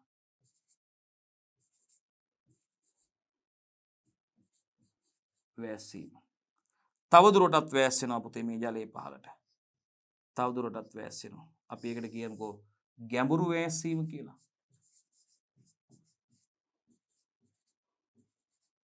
ගැඹුරු වැස්සීම. right දැන් බලමු. ඔන්න බලන්න. දැන් මේ චිත්‍රයෙන් කතාව කියලා දෙන්නම්. මේ බලන්නකො වහිනකොට පස මතට ජලයේ පතිත වෙනකොට පුතේ මේ ජලයේ පස තුලට ඇතුළු කාන්දුව වෙනවා. ඇතුළු කාන්දුව වල මේ පසේ තියෙන අවකාශය මේ පස් අංශු අතර තියෙන සිදුරු අවකාශ පුතේ ජලයෙන් පිරෙනවා. ජලයෙන් පිරෙනවා. ඒතකොට පස ජලයෙන් සම්තෘප්තයි කියලා අපි කියන්නේ. ඊට පස්සේ පුතේ වැඩිපුර තියෙන ජලය මොකද වෙන්නේ පුතේ? මේ වැස්සීම සිද්ධ වෙනවා. මේ වැස්සීම පුතේ මව් පාෂාණයේ දක්වාම සිද්ධ වෙනවා. මේ බලන්න මේ වැස්සීම මව් පාෂාණයේ දක්වාම සිද්ධ වෙනවා. මව් පාෂාණයේ දක්වාම සිද්ධ වෙලා මව් පාෂාණයේ මත තැම්පත් වීම සිද්ධ වෙනවා. මේ බලන්න. ජලයේ වැඩිපුර තියෙන ජලයේ වැස්සීම මේ වැස්සීම මව් පාෂාණයේ දක්වාම සිද්ධ වෙනකොට අපි ඒකට කියනවා මොකද්ද? ගැඹුරු වැස්සීම නැත්නම් ඩීප් පර්කොලේෂන් කියලා අපි කියනවා. එතකොට පුතේ මෙන්න මේ ආකාරයට බලන්න වහිනකොට ප්‍රධාන වශයෙන් නැත්නම් ජල සම්පාදනයේදී පසට වර්ෂාපතනයේ හෝ ජල සම්පාදනයේ පුතේ පසට ජලය ලැබෙන්නේ. එක්ක වහින්න ඕනේ නැත්නම් කවුරුහරි ජලය දාන්න ඕනේ පසට. ඒක තමයි පසට ජලය ලැබෙන්නේ. ඒ ජලය මේ පස මතු පිටට වැටෙනාට පස්සේ පුතේ ජලය මේ ඇතුළු කාන්දු වෙනවා මේ. ලිවදපියකෝ මේ ඇතුළු කාන්දු වෙනවා. පස තුළට ඉන්ෆිල්ට්‍රේෂන් ඇතුළු කාන්දු වෙලා පස් අංශු අතර තියෙන හිස්තැන් අවකාශ ජලයෙන් පිරීලා පස ජලයෙන් සම්තෘප්ත වෙනවා. අපි කියනවා soil saturated කියලා. පස ජලයෙන් සම්තෘප්ත වුණාට පස්සේ වැඩිපුර තියෙන ජලය මොකද වෙන්නේ පුතේ? වැස්සීම සිද්ධ වෙනවා. මේ වැස්සීම මව් පාෂාණයේ දක්වාම නැත්තම් මේ තියෙන මව් පාෂාණයේ ඒ අපි මව් පාෂාණය කියනවා. නැත්තම් කළුගල් ස්තරේ. මේ වැස්සීම මව්පාෂාණය දක්වාම සිද්ධ වෙද්දී අපි ඒකට කියනවා ගැඹුරු වැස්සීම කියලා. වැස්සීම සිද්ධ වෙලා මේ ජලය මව්පාෂාණය මත ඊට ඉහළින් තැම්පත් වෙනවා. ඒ තැම්පත් වෙන ජලය තමයි භූගත ජලය කියන්නේ. ඉතින් මෙයා ඉන්නේ කොහෙද? කූස්තර තුල මේ සිදුරු තුල තැම්පත් වෙලා තියෙන ජලය තමයි පෘථුවිය මතු පිටට යටින් මේ තැම්පත් වෙලා තියෙන ජලයට තමයි පුතේ අපි භූගත ජලය කියලා කියන්නේ. බලමු පොඩ්ඩක් උඩට ගිහිල්ලා අපි ඒක අර්ථ දැක්වීම මේ බලන්න. හරි අර්ථ දැක්වීම බලන්න. එතකොට බලන්නකො මේ වෙනවා. භූගත ජලය පෘථුවිය මතු පිටට යටින් මෙතන මතු පිට. පෘථුවිය මතු පිට ස්තරේ මේ මතු පිට. පෘථුවිය මතු පිටට යටින්. පෘථුවිය මතු පිටට යටින් පාංශු අවකාශ තුල බලන්නකො කොහෙද? පෘථුවිය මේ කැලේ ටික අල්ල ගන්නකො බලන්න. පෘථුවිය මතු පිටට යටින් කොහෙද? පාංශු අවකාශ තුල. ඒ වගේම පාෂාණ අතර කුහර හා පිපිරීම් අතර පිරී තියෙන ජලය. බලන්න. පෘථුවිය මතු පිටට යටින් පාංශු අවකාශ තුල මෙතන පාංශු අවකාශ පස් අංශු අතර තියෙන හිස්තැන්. පාංශු අවකාශ තුල ඒ වගේම මේ පාෂාණ අතර කුහර තුල පාෂාණ අතර කොහෙද? කුහර තුල හා නැත්නම් කුහර හා කොහෙද? පිපිරීම් පැලීම් සිදුලා තියෙන තැන් පිපිරීම් අතර පිරී තියෙන ජලය තමයි පුතේ භූගත ජලය කියලා කියන්නේ. රයිට් බලන්න ආයෙත් තව සැරයක් බලන්න භූගත ජලය කියන්නේ කවුද කියලා. භූගත ජලය යනු පෘථුවිය මතු පිටට යටින් ඒ වචනේ අනිවාර්යයෙන්ම කියවෙන්න ඕනේ පුතේ. පෘථුවිය මතු පිටට යටින් කොහෙද? පාංශු අවකාශ තුල පසේ තියෙන හිස්තැන් තුල පාංශු අවකාශ තුල ඒ වගේම පාෂාණ අතර කුහර හා පැලුම් තුල බලන්න කුහර හා පැලුම් නැත්තම් පිපිරීම් අතර පිරීලා තියෙන ජලයයි දරුවනේ භූගත ජලය කියන්නේ. මම හිතන්නේ සම්පූර්ණ අවබෝධයක් ඔයගොල්ලන්ට ලැබුණා පුතේ. හොඳයි පුතේ අපි භූගත ජලය ගැන කතා කරේ. අපි ඔයත් වල සම්බන්ධලා ඉන්නේ. හතරවන ඒකට අදාළ සමාලෝචන ප්‍රශ්නයි පුතේ අපි බලාපොරොත්තු වෙනවා. ඊළඟ කොටසින් ඔයගොල්ලොත් එක්ක ඊළඟ සමාලෝචන ප්‍රශ්නෙත් එක්ක සම්බන්ධ වෙන්න මේ කොටසට අදාළව.